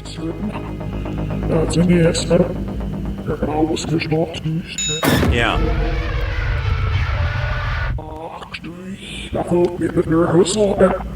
So, I was able to take that trailer, isolate those things, reverse them, put it back in order, because when I reversed the whole trailer was just a fucking mess, right?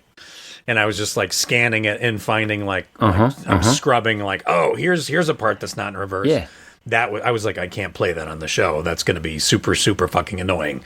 But I took it and I just reversed those things that sounded like they were reversed. Okay. And now you can actually hear. You know, when we were kids, I remember you doing this with Judas Priest records too. Yeah. Freaking me out back then. So of course. Let on me. Do you remember when I did it for Pink Floyd The Wall? It says, congratulations, you found the backwards message. Yeah. And it was like an address for like the Pink Floyd fan club. Yeah. Is this an address for the Pink Floyd fan club? I don't think so. Okay. Here is the trailer again with those bits reversed. So now, again, listen closely. Welcome to the Undertone podcast, where we talk about all things creepy.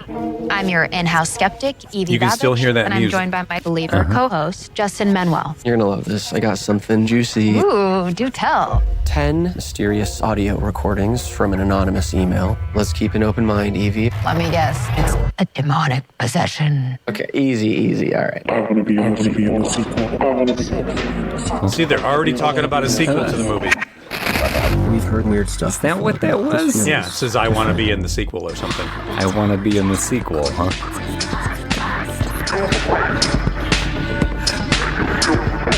Kill the brain and you kill the ghoul. What if it's a warning? There's only one way to find out. Here's where it gets interesting.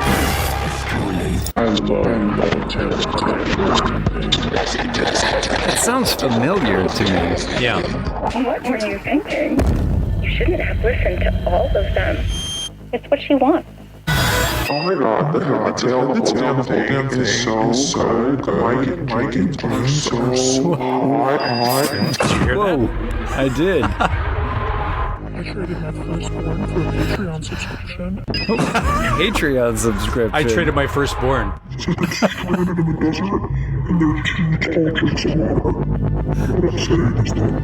It's like I'm stranded in the desert and there are 2 tall drinks of water and I'm thirsty. I also heard that they both have huge cocks. Whoa. And then it cuts off. And it does cut off. Wow. Normally when I play records backwards, I'm filled with dread and unease, but I feel more confident and assured of myself after listening to that. I do as well. It's funny, they also said that they wanted to be in the sequel, which reminds me, actually, of a couple friends of ours who that's right. also have a podcast, speaking of podcasts. Yeah. I want to be in the sequel podcast. We've been on it. And we have. Yeah. And they're a lot of fun, and you should definitely check them out. Who knows where they'll end up next? Yeah. They could end up backwards at your place. That was amazing. Yeah, I got to thank the girls for giving me a hand with that there. Oh my god, the whole damn thing is so good. Mike and Tim so hot. That's right. They're not wrong. No. Yeah. And if you'd like more of us, join our Patreon. We're the whole damn thing at Patreon. At patreon.com. And you can get an ad-free version of the show, a couple of tiers, lots of extra goodies. We're adding stuff all the time, and access to our private Discord channel. So, fantastic way to get more involved. Yeah, and if you join the Patreon, we're doing the Summer of 82 this year. We're going to do 5 watch-alongs this summer, live watch-alongs, watching movies. Don't know what they are going to be yet, but the people on Patreon get to choose. So join. And make your voice heard. That's right. Ding that algorithm. You know what to do. Ding that algorithm. Undertone. Spoiler-free version of Undertone. I mean, we've already talked about the fact that it's written and directed by Ian Tuason, and it's a one-woman show, essentially, with Nina Kiri playing Evie. Yeah. Now, her podcast host that she does the show with is Adam DeMarco. What show is he on? White Lotus, maybe? Yes, I think he was on a season of White Lotus. Yeah. So everyone else is just a voice, essentially, in this. But their podcast is essentially dedicated to the supernatural. She plays the skeptic role. Yeah. And he's the believer. He brings her stories, ghost stories, supernatural events. She likes to play the role of the person who debunks it or has a more skeptical eye, pokes holes in these theories, whereas he is the believer. And he has brought, as the trailer would tell you, essentially 10 audio recordings from an anonymous source, which through the course of this movie, they will dissect, delve into, and listen. And they'll be coming for you. It's not a spoiler either to say that in this movie, he is in London, I think, while she is stateside. So there is a tremendous time difference from where they're at. So she does all of her work at like 3 in the morning. 3 in the morning, which is the witching hour. Yeah. You know what's a good way to freak yourself out? is to listen to things backwards at 3 a.m. in a dark house with your back to the room. Yeah. What the fuck is wrong with you? Seriously. Yeah. Also, they are the worst podcasters ever. They're terrible at recording. Their workflow is for shit. Well, they work for 20 minutes and stop.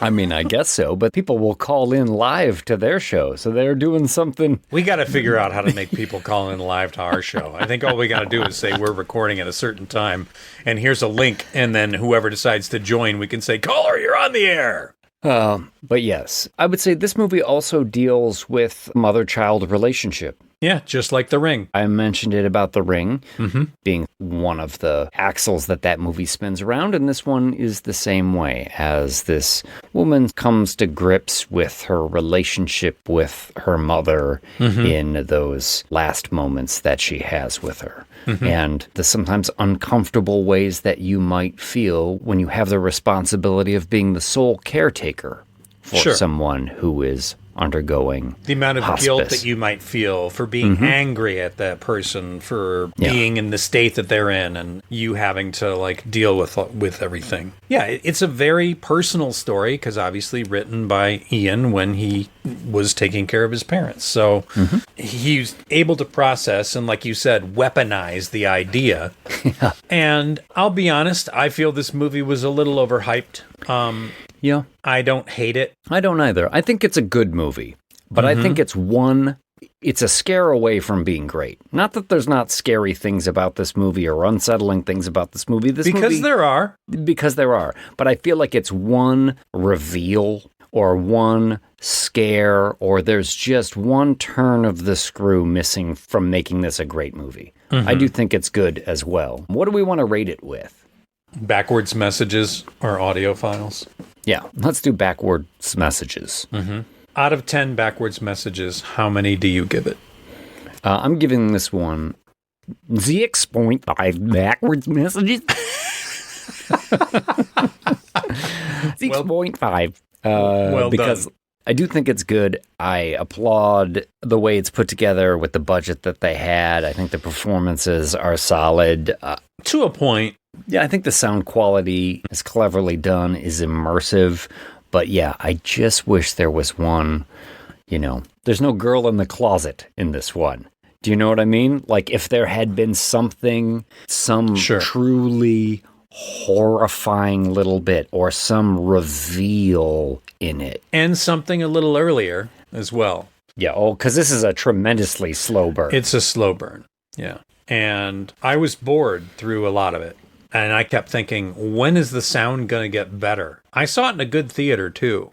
And I kept thinking, these sound files they're listening to, they're not that interesting. There doesn't seem to be that much going on. Everyone's been hyping about how great the sound is. And to me, it's just as good as any other horror movie that had a much bigger budget. I will disagree with you on that one because I really like the cleverness of putting on the headphones and that changing the dynamic of the sound. Entirely the way you're hearing the movie. Yeah. Yeah, that was cool. Like you're in her headphones when she puts them on. And when she takes them off, then you get all the ambient room noise and everything like that. I really do think that if you watch this movie at home, it is not going to be effective. No, not nearly as much. This is a movie that needs to have headphones.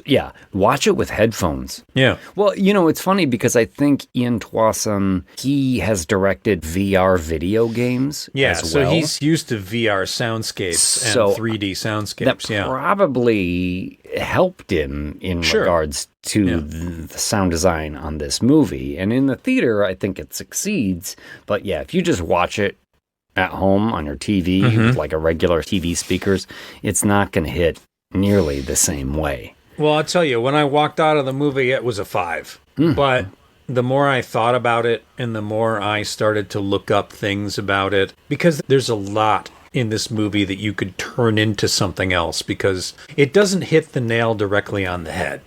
It really kind of skirts around some stuff and leaves a lot of things wide open for you to decide what you really think is going on. And because it doesn't have a real clear story, in the theater, the credits rolled, And I got up and I walked out, and everyone else that got up and walked out just sort of quietly walked out. Nobody was like, yeah, or wow. It was just, everyone was just kind of like, because the end of the movie is intense. I will say that. Yeah. It's very intense, not like the rest of the movie. It really tries to pay off the slow burn. It's an hour and 34 minutes. An hour and 24 minutes of it are fairly boring. Well, do you know what it reminded me of a lot of times is Long Legs in a way. Because Long Legs, a lot of times, they would just have a lot of negative space or like peeking over someone's shoulder. There'll be the dark doorway and you're looking into it like, is there something there? Long Legs is the better movie for me. But I also, if I remember correctly, I think I gave Long Legs 6.666. Well, I had more issues with Long Legs in terms of its story. Long Legs evoked dread in some fantastic ways, but narratively, there are things about Long Legs I didn't really jive with. This one, I think, also, in the ways that you are saying are boring, I think it's trying to evoke those same sorts of dread. Yeah. You know? Yeah. Like, is there something about to come out of the darkness? Is there something behind her or she can't hear? I don't think it's certainly not a spoiler to say, yeah, this movie focuses on negative space. As you are listening to Evie's headphones, as you are hearing these audio files, the camera is slowly moving to another part of the room. And you're staring at that part of the room, and you're staring at that part of the room because something's going to happen, right? Something's going to happen, right? And then nothing happens. And then a lot of times, too, in the house, you seem to be peeking at Evie through like a voyeuristic look. Yeah, the glass of the door window pane or whatever, or around the corner or something like that. There is something where you're sort of staring at her sometimes from the darkness yourself in this. And yeah, that didn't bother me. That didn't bore me too much. Well, in the end, I'm giving this movie a 6. You gave it a 6.5. I'm giving it a 6. I kept thinking, I don't even want to see this movie a second time. No, I don't think I need to see it a second time. But I'm glad I saw it in the theater. And I guess I would suggest if you are going to watch this at home and you have a good set of headphones, that's the best way to do it. Because that's the way you want to experience this. Yeah, I agree. Well, do you want to take a break and come back and spoil it? Yeah, let's head into the lobby.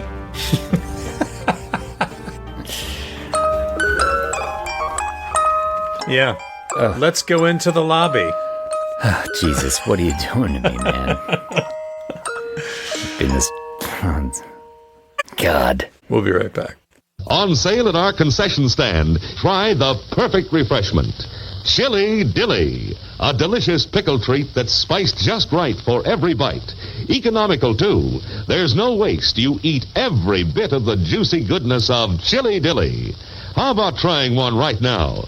Chili Dilly, on sale at our concession stand. You'll love them. Tonight's episode brought to you by I Wanna Be in the Sequel podcast. Like our show, you'll love theirs too. Find them on Apple or Spotify. Murder victims show evidence of having been partially devoured. And now, on with the show. Yeah, we are back. God, stuck in this closet.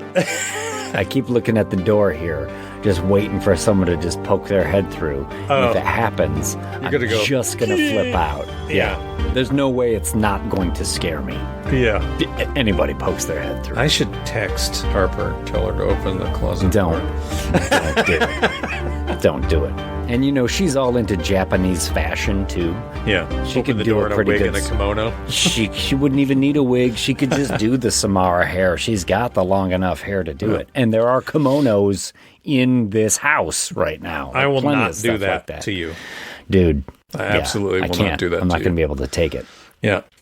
Oh, Undertone. This one starts off with Humming a Lullaby. right? Baa Black Sheep. Yeah. Lullabies and children's nursery rhyme songs like this do play a part in this movie. Yeah, and I'll say that that's probably one of the things I don't like about this movie is the fact that there are so many tropes in this movie.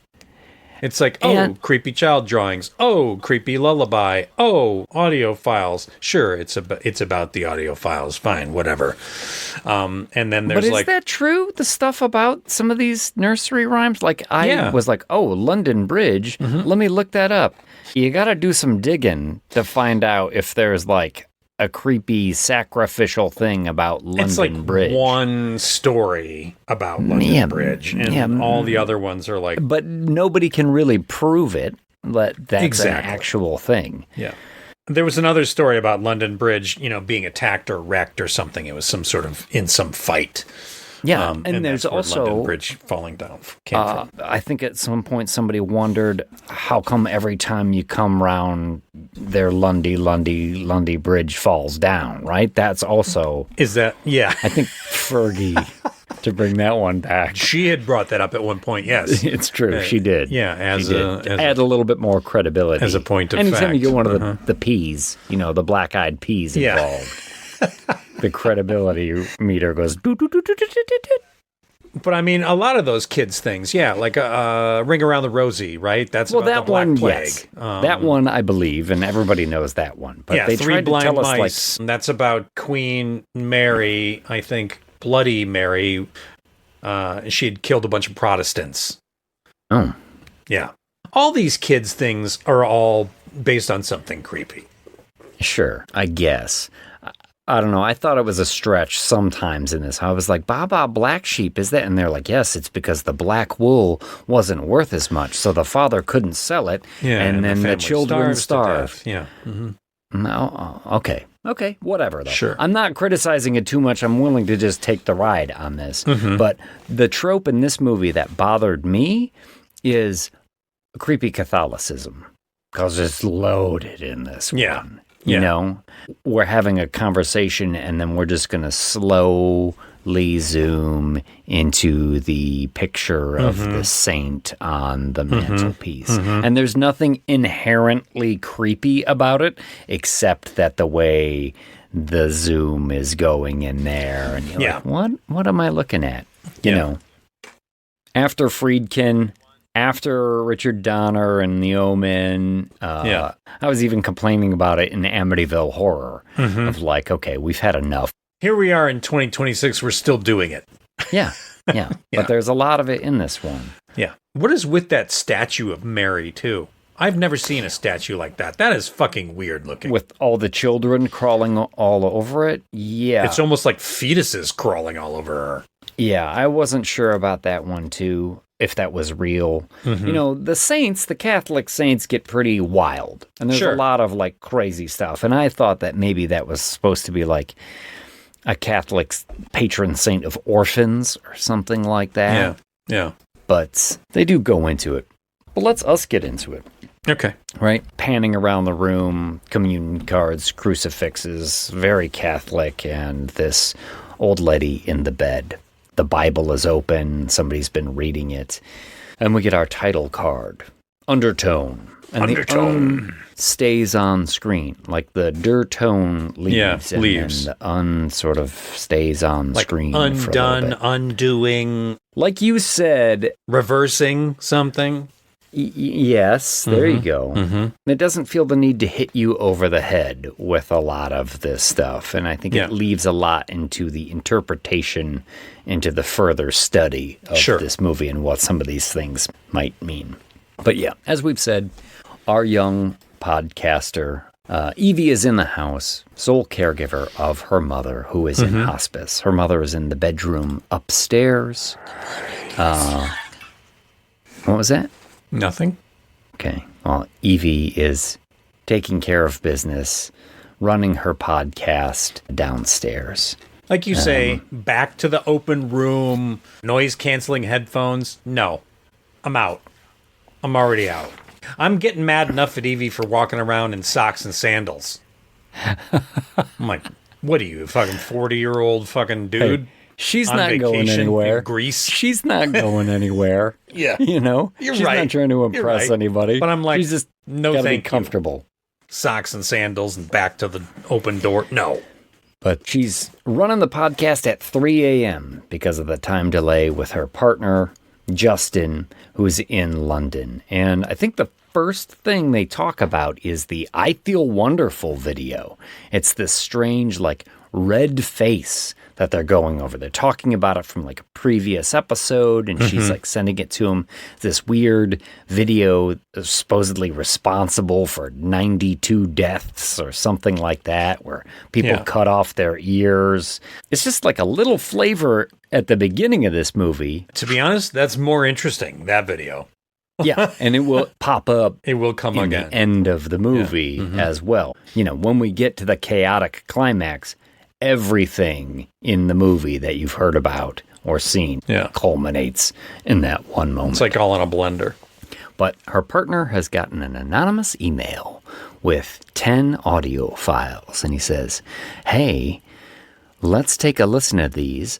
I listened to half of the first one, and then I decided, let's just do it live on the podcast so we can get the true reactions. They saved it for the French, as we always say. Yes. Because we don't ever talk about stuff before we record. We wanna surprise each other in the moment. Absolutely. And that's what we say, save it for the French. Nobody actually knows what that means. It's a quote from Death Race 2000. Yeah. Save it for the French, which we always just thought was funny. So, for some reason, save it to us is save it for the French. But they've saved it for the French. This came through an anonymous email, and like very weirdly sort of signed Atonement Tenant. So they listened to the first file. It's a boyfriend, and he's talking about his girlfriend, Jessa, who talks in her sleep, and she doesn't believe him, so he's hooked up the recording. I'm going to record you in your sleep. Yeah, you're talking in your sleep. She's like, okay, whatever. And then Justin says, okay, there's a little bump in the sound wave about 4 hours in. Let's fast forward to this.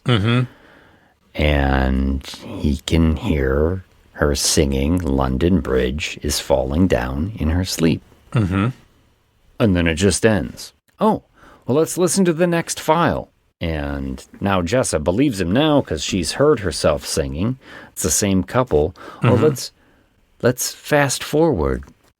And you hear on the other side, like, sounds like the guy gets up, Jessa, and there's some weird music in the background, some distorted sort of music that is just so terrible.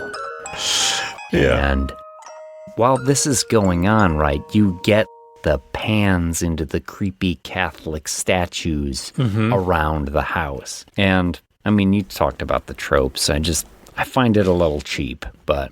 Sure. You know, okay. Well, but slow down the audio file. Just as you so cleverly did in the beginning with the Undertone trailer. Essentially, they're breaking it down. They're listening in closely. And, oh, did you hear that? Did you hear that? Every time he said, did you hear that? I didn't hear it. I was like, no, I didn't either. Yeah. I didn't either. Yeah. I think most of the time, they're like, oh, I heard that. I was like, I guess so. Here's a theory. In this one.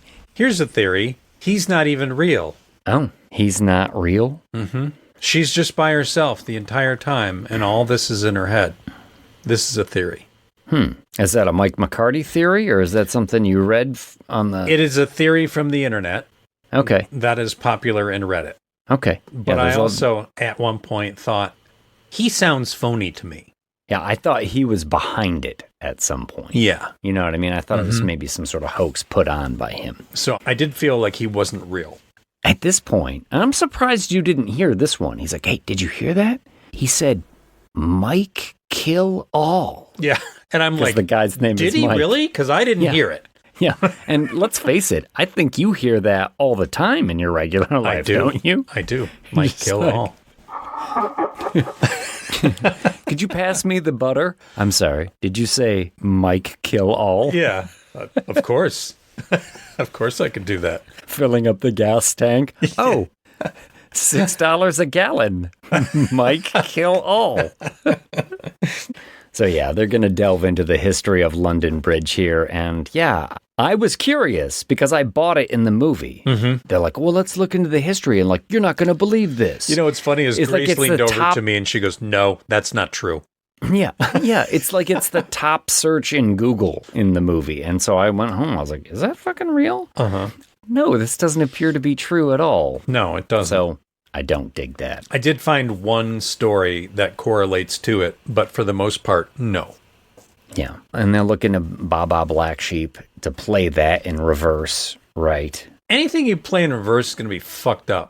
Yeah. And don't do it at 3 a.m. Yeah. Evie. Come on. What are you thinking? File number 3. Mike, do you hear that sound of dripping water? Mm-hmm. And this is the first time, too, that Evie gets queasy as she's listening to these sound files. Is this when she says, like, we got to stop? Yeah. They've been recording for 15 minutes on the podcast, and she's like, we got to stop. We record for fucking 4 hours. Yeah. Yes. But they had listened to a version of Baba Black Sheep, and she's like, yeah, just send me that file so I can listen to it in reverse and see if there's anything in there. Gross. But this is early enough in the movie, too, so this is the first time I think she has put the cans on, and in the vacuum pressurized environment of the podcast, she takes them off, and the sound quality totally changes, and I do think this looks very clever. That's cool. And, you know, I'm going to pay more attention the next time I see the movie, because I will probably watch it again just to see if I really missed something, because I feel like there's a better movie there, and then maybe I just didn't catch it. I've heard some theories about how much this movie is dealing with her guilt. Yeah, sure. And the heaviness of all of it, and some of the reviews I've read and seen, they're ascribing a lot of meaning to this. And a lot of people are really looking deeply into this thing. I don't want to say that it's not there. I just think that, like, I shouldn't have to look so hard in order for. No. And I love a good subtle touch.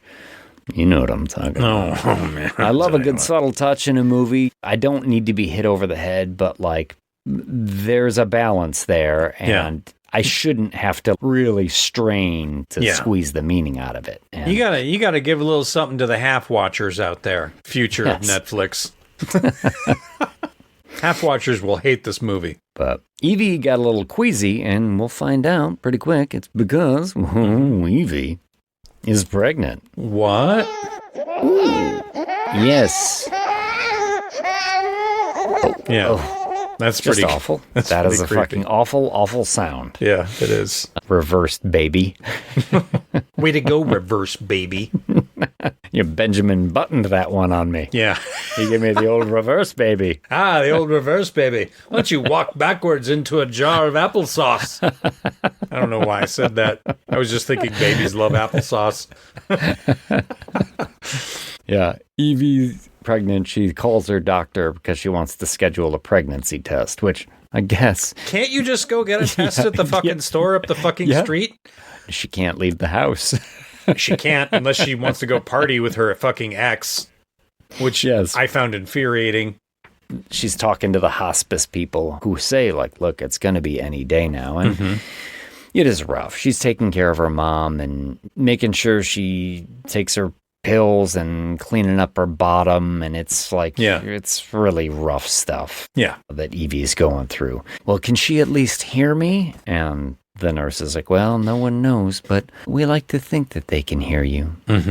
Phone rings. Hey, it's me. It's Darren. It's your ex. Yo, what's up, girl? We're going to have a rager. You should come out. Oh. Your mom's not going anywhere. I guess you're right. So, he's a fucking douchebag, okay? He is. Yeah. He is. Fuck off, that guy.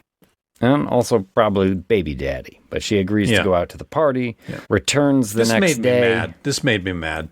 Sure, because when she comes back, she looks through the door frame and mom's feet are just poking out of the door frame, out of the field of vision. So obviously mom got out of bed and fell down. Face She's planted on the floor. Oh, mama. She runs in. puts her mom back in the bed as the kettle is whistling the whole time in the background. Oh, yeah, that's right, because she put the tea on when she walked in the door. Yeah.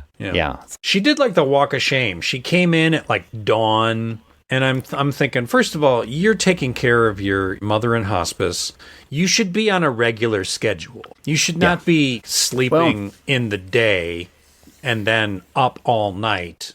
You know, I did hear the director talking about it a little bit. And I mean, there's no doubt part of the horror of this movie is wrapped up in the guilt that this character feels. But when you are the primary caregiver for that amount of time, it's tough to lock some of those selfish feelings away. Sure. You know, of like, God, can't I just have a moment for myself? Can't I just do something for myself? And yeah, you're right. You should be on a regular schedule and you should be taking care of business. And you shouldn't be fucking wearing noise-canceling headphones every chance you fucking get. Yes. How would you know something's happening in the house? I know. At least keep your back to the wall and maybe a baby monitor or something. Maybe one ear open so that you could hear, like if mom calls out like, help, I've fallen, I can't get up, or whatever. Or here's one, do the podcast in the room with your mom. Yeah. She's like, I can keep an eye on you this way and you're not going anywhere. And you'll get that death rattle on tape. You picking this up, Justin? It's good stuff. That's right, Justin. Yeah. She will also notice, we'd already talked about that creepy statue on the bed. Yeah. Where she's like, ugh, this is kind of horrifying. Let me put this in the closet. Not think about this little thing again. Yeah. Yeah, her mom was a devout Catholic, and we've also heard like a voicemail come from her mom, like, hey, I missed you at Mass. I hope you'll come to church with me next Sunday. I'm praying for you. But Evie is like, not really having any of that sort of action. But Evie will decide to listen to Baba Black Sheep in reverse at 3 a.m. Yeah. There's a surefire way to freak yourself the fuck Maybe out. Tonight I'll download Baba Black Sheep. I'll reverse it. I'll wake up at 3 a.m. and I'll put on headphones and listen. See if I can discover anything. It is a kind of a cheap trick, right? Like, of course that is disturbing. Yeah. You can't hear the stuff in reverse and not be like creeped out a little bit. And it was actually at this point in the movie, I also realized there's no score in this movie at all. I guess there isn't. There's no music at all. I just learned other something than the new. Creepy lullabies. And Well, stuff. they saved some money. They didn't have to have anybody score the movie. Yeah, stuff starts to go a little wild in the house at this point, too. Hey, is the sink upstairs in the bathroom running? Yeah. Did I leave that on? Hey, that statue is back out. How did that get back out? Like little things. And to your point of thinking like, maybe Justin doesn't exist or maybe Evie is going crazy. And you wonder like, oh, is she doing all of this stuff herself? Is she having kind of realize? blackouts and she's wandering around and doing things? Because she's also going to start struggling with addiction, right? Yeah. She will start drinking again, taking Justin, some pills. In the second night they're recording, he goes, you're not drinking again, are you? She's like, no, filling up her coffee mug with Jack Daniels like Harry fucking Carey. Yeah, like, totally. Cubs baseball, Cubs win. You know what? Yeah. I'm not drinking again. What made you think that? Anyway, let's get back to this next episode. File number 4. And this is when you hear like a little tiny voice talking. What is that? Oh, it's a baby sleep time doll. You remember these from when we were growing up? Are you fucking insane? And then because they're talking online, doing the podcast, she's like, hold up, I'm going to bring up an image of one of these right now. And it's essentially a creepy looking ceramic doll with a pull cord that talks and says like little... I also heard that they both have huge cocks. I think that's what the doll says, yeah. Only if you pull the string all the way out. Oh, yeah. Keep pulling that string. But it's almost like an antique Victorian era looking doll. Who had that when we were kids? Nobody had that creepy fucking thing. Yeah. Talkie Tina. Yes. Twilight Zone. I'm going to kill you. I think they might also start hearing babies in the background, too, in the sound files here. But, let's skip ahead in the waveform here. Thump in the night wakes them up, and they hear a whispering voice before the thump. Did you hear that? Did you hear that? Back up. Oh, there it is. Yeah. You heard that, right? Yeah. And I thought, no, maybe I'm just an old man. Yeah. I'm not sure I am hearing what you to think be I'm honest, hearing. this is when I'm sitting in the theater going, everyone raved about the sound design, but I do not hear what he's saying. Do you hear that?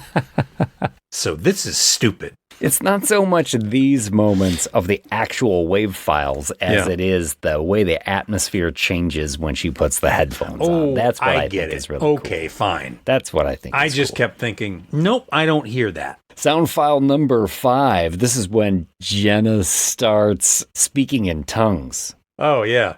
As you almost do. hysterically. Let me pause for a second. Do you remember Grace used to talk in her sleep? Sure. Like, here comes Captain Clubhead. Yeah, sneaking in. Next thing you know, wake up with club feet.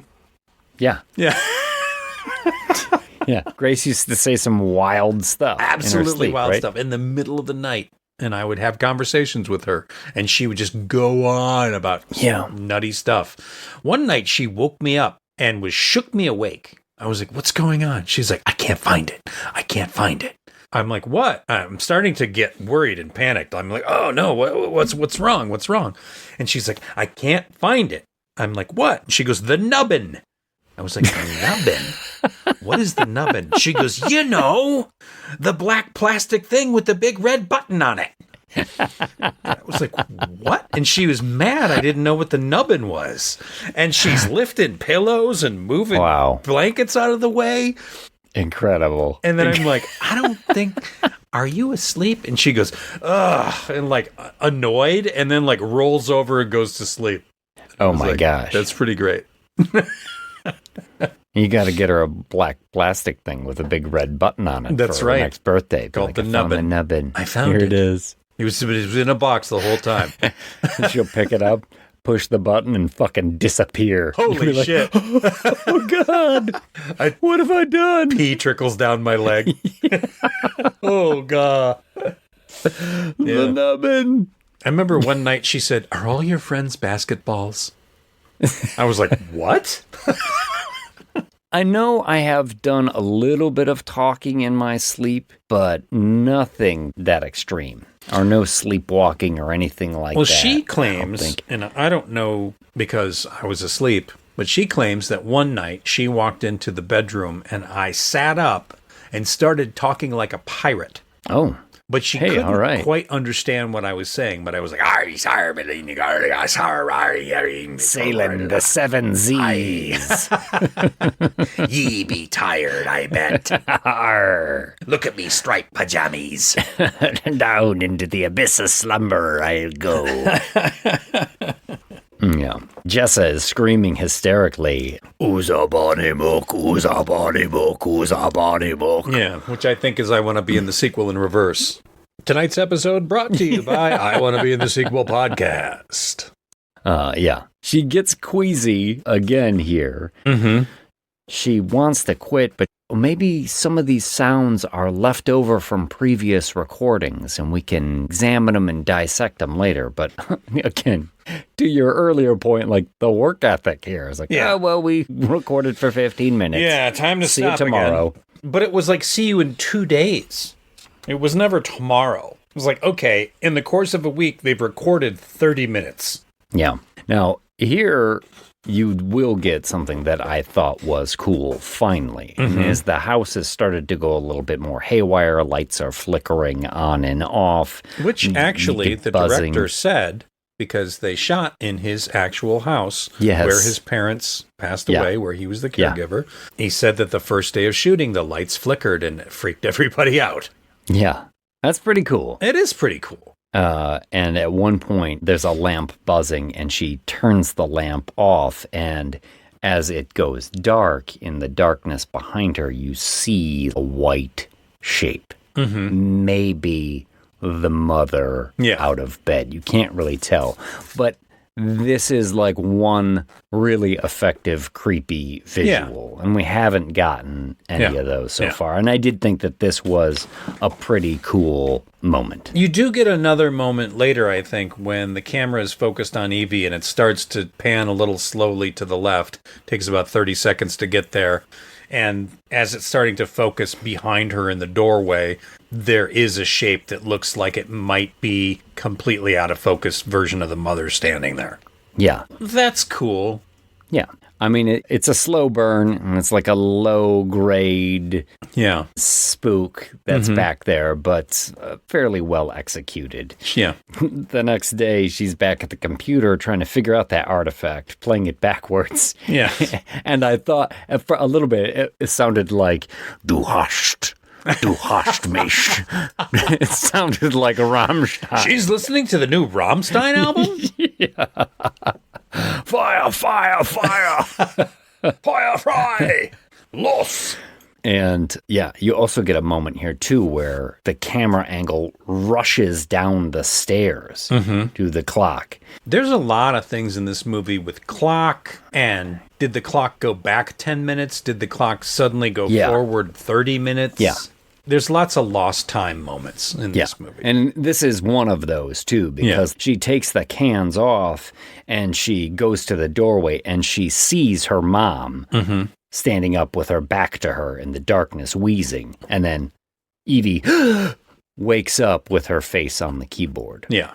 I guess when you listen to Rammstein backwards at 3 in the morning, that's it just what happens. Puts me right to sleep every time. Oh, like a baby. Nothing like the dulcet tones of a screaming German to lull me right to sleep. What's his name? Till Braunschweiger? I think it's something Till like that. Braunschweiger. I don't think it's, I don't Sounds think like that's a German what it is. porn actress. Yeah, that is absolutely a German porn actor. I'm Till Braunschweiger. You should look at my amazing Schwanzstücke. This is my partner, Anus Titanhole. Anus Titanhole. That's good. I like that. I'll bet you do. Take it easy, kid. You're just grinding gears, Ripley. I gotta laugh because I'm fucking sitting in a closet getting freaked out about stuff. Yeah, exactly. Talking about a podcaster. This one is just a little too close to home right now. Absolutely. We gotta lighten the load with Till Braunschweiger. In the next podcast scene, Evie and Justin are talking about what they have discovered from playing the artifact backwards. And Jess says, Uzubanimok is Kamin Abazu. Yeah. And Justin is all over this. This is an ancient demon who causes miscarriages and stillbirths. It's not an old album about the dancing queen? Abazu. Yeah. Yes. That was their first one after they won Eurovision. Totally. Abazu. And he's connecting it to all sorts of like creepy Catholic stuff and ancient demons. Yeah, Abazu is some sort of like miscarriages and babies dying and stuff like that. And now we know that she's pregnant. We know that she doesn't really want the baby. Yeah, because we watched her like gulp down like a coffee mug full of whiskey. Yeah. Like after she knew she was pregnant, just like as you do, recklessly pounding. She's going to be breastfeeding Jack Daniels to that baby. Oh, boy.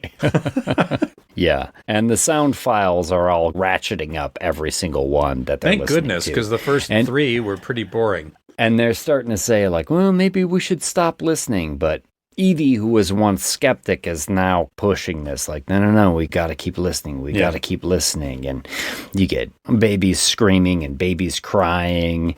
And where the fuck is that baby coming from? Like, there is no baby in their house, I guess. Yeah. It's the neighbor. The neighbor must have a baby. Yeah. This is both freaking out Evie and Justin, but especially Justin. He's like, oh, man, you know what? This is crazy. I got to try and email this guy back. The email that he got the sound files from. And like, wait a second. Mailer Daemon. Yeah. What? What? No. No. That's right, Mark Wahlberg. It's comeinabazoo at gmail.com is essentially where this is coming from. Yeah, but in reverse. This is the demon's email address. Yeah. I mean, demons got to be with it too. They're all into speaking Latin and shit like that. But, eventually they got to get with it. Abazoo was originally on AOL.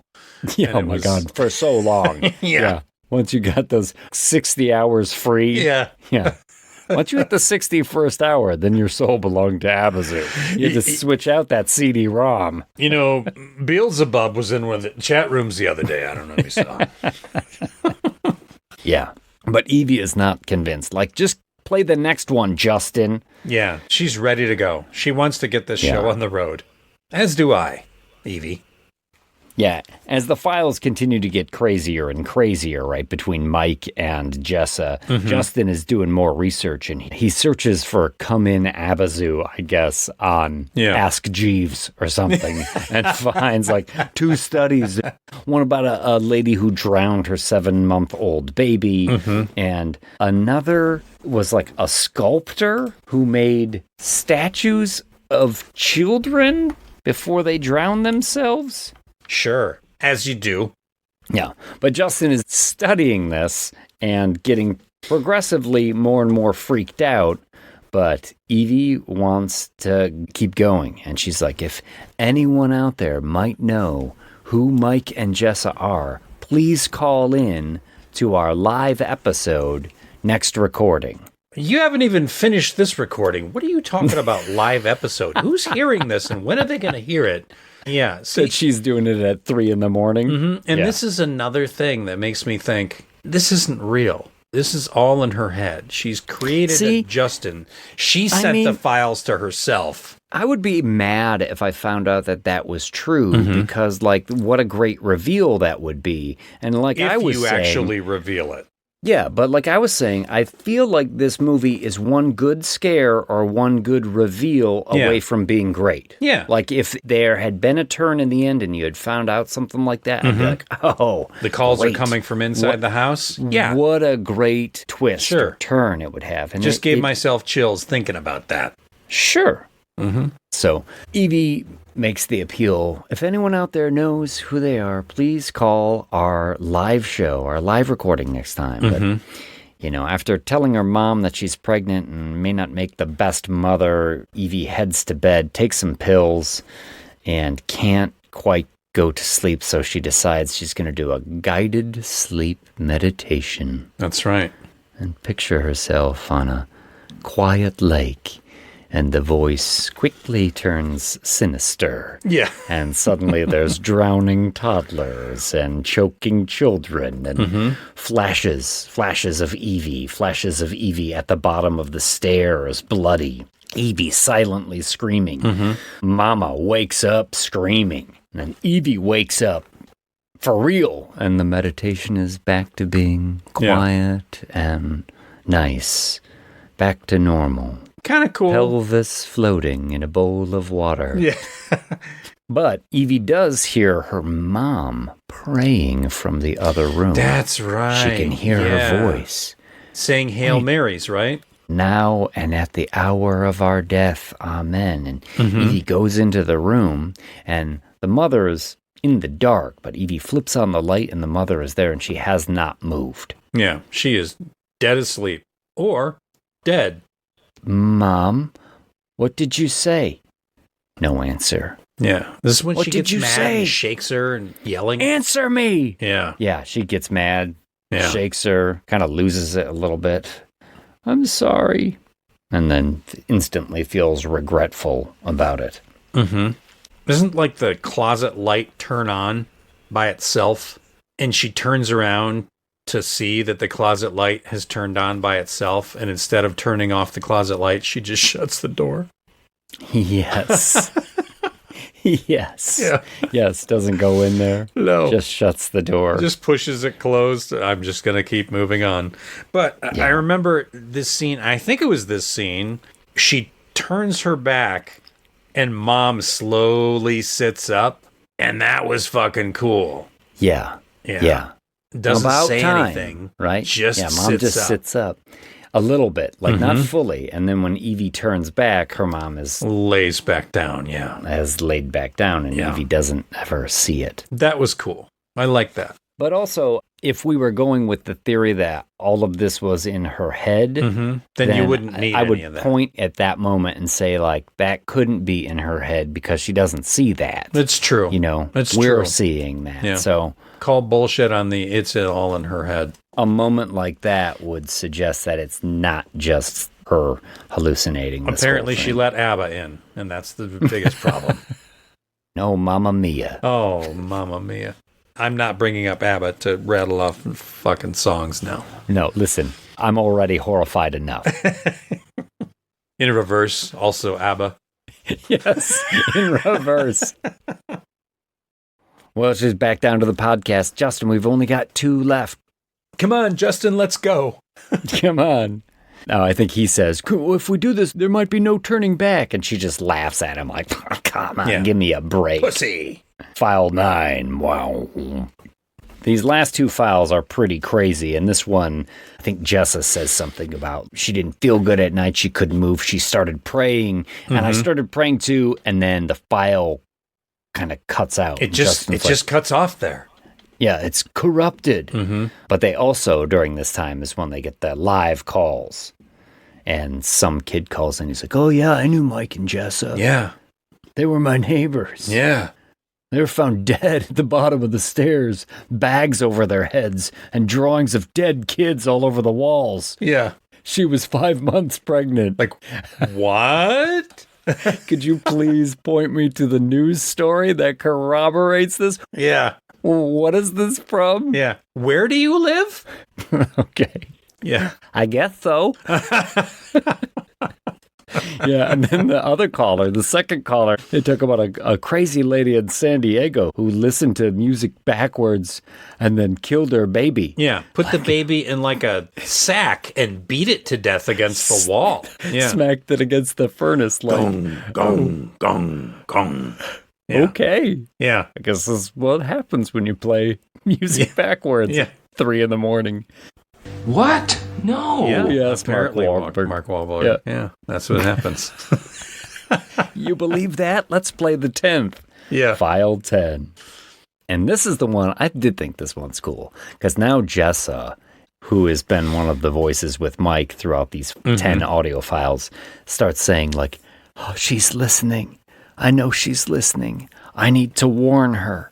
And it's almost as if Jess is trying to communicate to Evie through the recording on the podcast. And Justin is kind of freaking out, and he's like, we should stop listening. We should stop listening. No, Justin, we have to keep going, pussy. The sound is going crazy, screams, thumps. Jess is singing Baba Black Sheep. Evie's house, the lights are popping and flickering. Yeah. Yeah. And this is the part, too, where she thinks it's Justin. Because Evie's freaking out at she's all like, the what things are that's you going doing? on. Why are you Like, doing you this? did this. You did was this. you. And yeah. I thought we would get some sort of reveal here. And I wondered, is Justin in the house? Is her co-host talking to her and she can't hear him because she's got the cans on, and then we're going to see him come into frame behind her because she's been podcasting with her back to the that would have open been room. so fucking cool. Yeah. I thought that's where we're heading, but no. He's an it's electrician. not. He's wired the house so the light bulbs flicker, and he's got all these little sound files that he's playing all the time. And he's slowly trying to torture her. Great idea. But as she's kind of freaking out and Justin's like, no, it's not me. They do get another caller who says, I'd like to speak with Mary. And Mary is her mother. Is her mother, upstairs. yes. You shouldn't have listened to all 10. That summons Abazu. Yeah. Oh, she wanted you to hear them. She wanted you to hear them. And finally, we get another caller who says, I can't stop my baby from crying. What can I do? I don't know what to do. And it's getting more and more and more and more and more and more hysterical. And then says, I know this will stop her. And you get that feeling like she's going to drown the baby in a bathtub, right? Or something like that, yeah. Yeah. And Evie pleads with her, no. And this is when Evie admits, I killed my mother. Yeah. And I'm thinking, which is, wait, huh? Really? Did you? But your mother's upstairs. She's not dead. But is she already dead? Now I'm sort of... Like, where are we in time? Floating through here. I'm okay with being a little unsure of what's going on right now. But then she goes on to explain, like, my mother prayed for me. But when she got sick, she asked me to pray for her, but I wouldn't. And I killed my mother. And I thought, oh, this is metaphorical. That's this isn't fucking actually dumb. fucking killing. That's dumb. God, fuck off.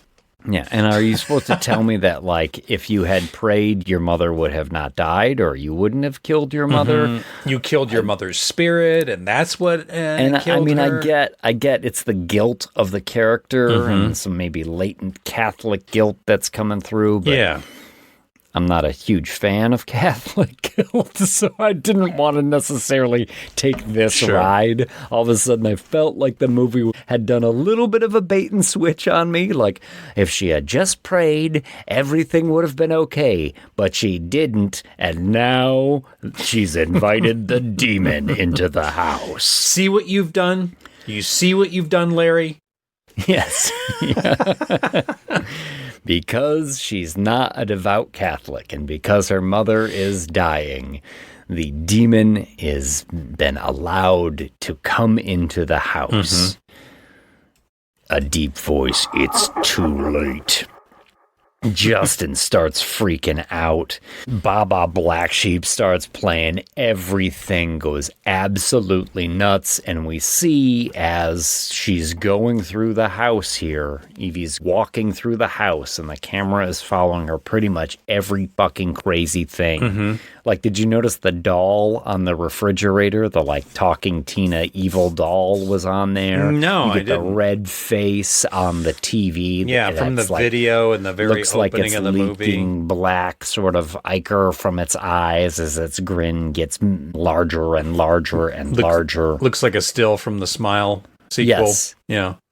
The movie has been ramping up to this, and this is some good chaos, and it is the red light. The last 10 minutes of this movie is intense.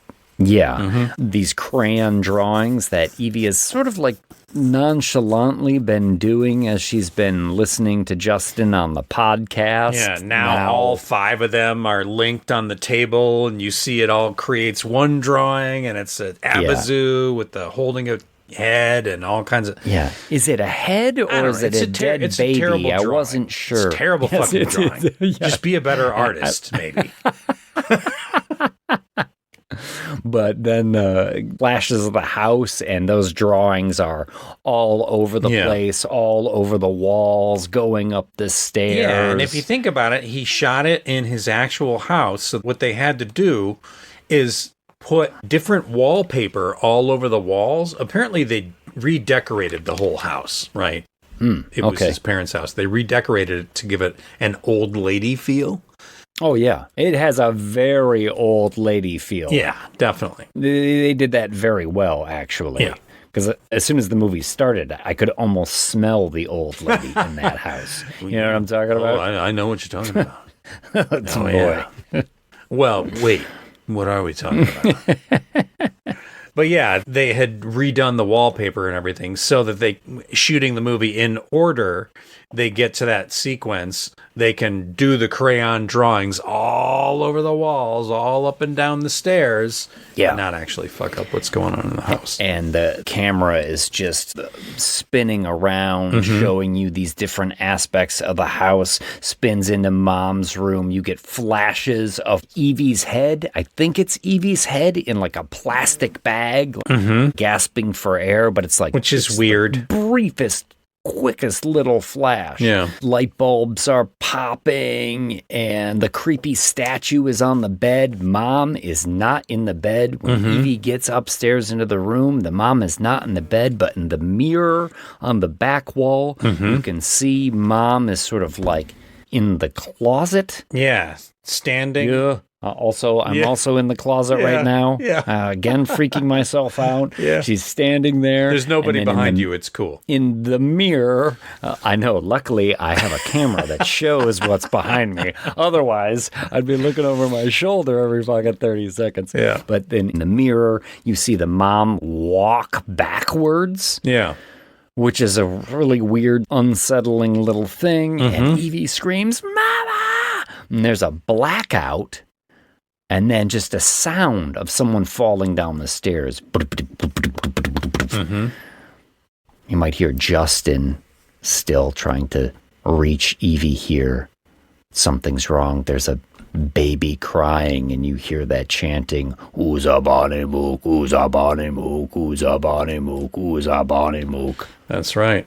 Oozabani and the mook. Weird, sort of slowed down kids' version of London Bridge.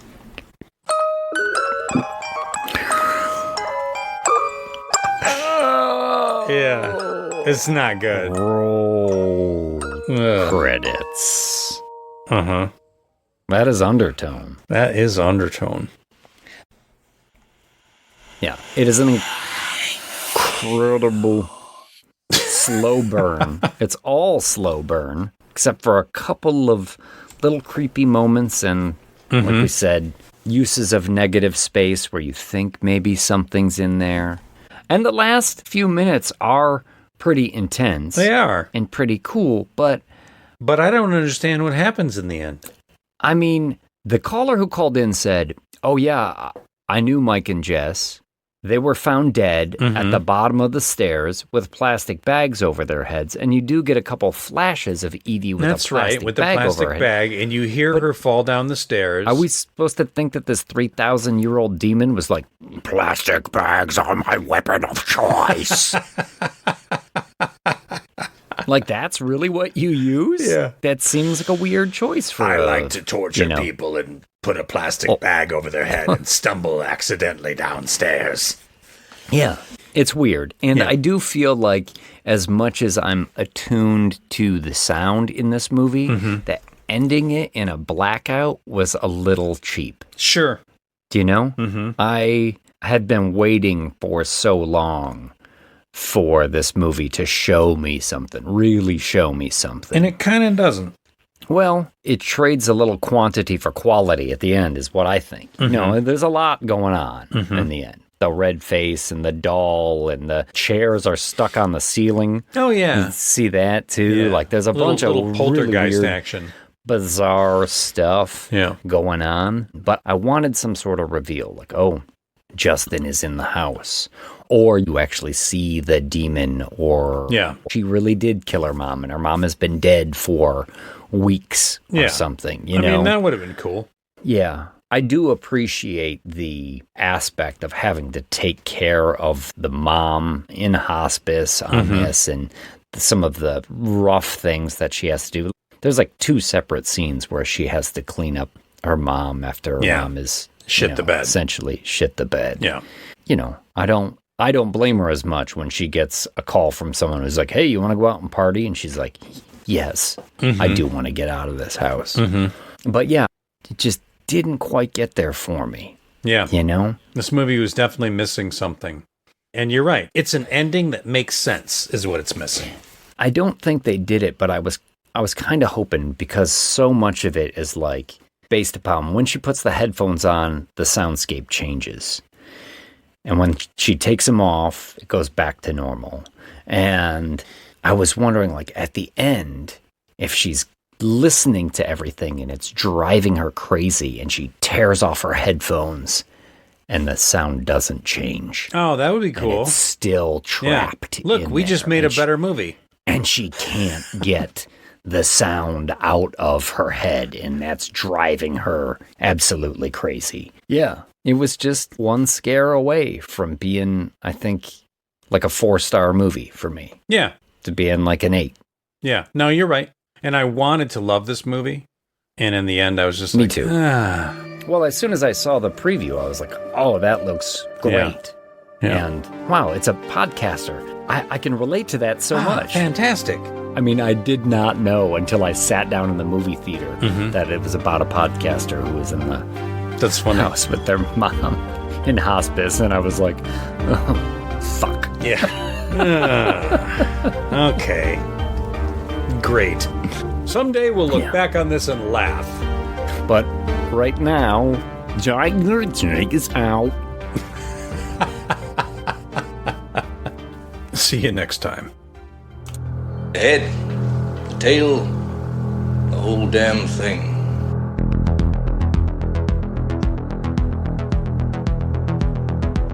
Well, that ends another episode of The Head, the Tail, the Whole Damn Thing with your industry professionals Mike D. McCarthy and James Knight. I'm your announcer, Tyler Patton. Join us next time for The Train to Busan and 28 years later, The Bone Temple.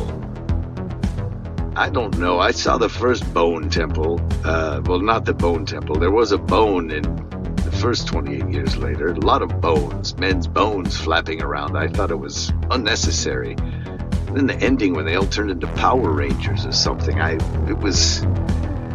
don't know. I don't need to see the next one. Just a man yelling, covered in yellow paint. Anyway, let's see what the boys think next time.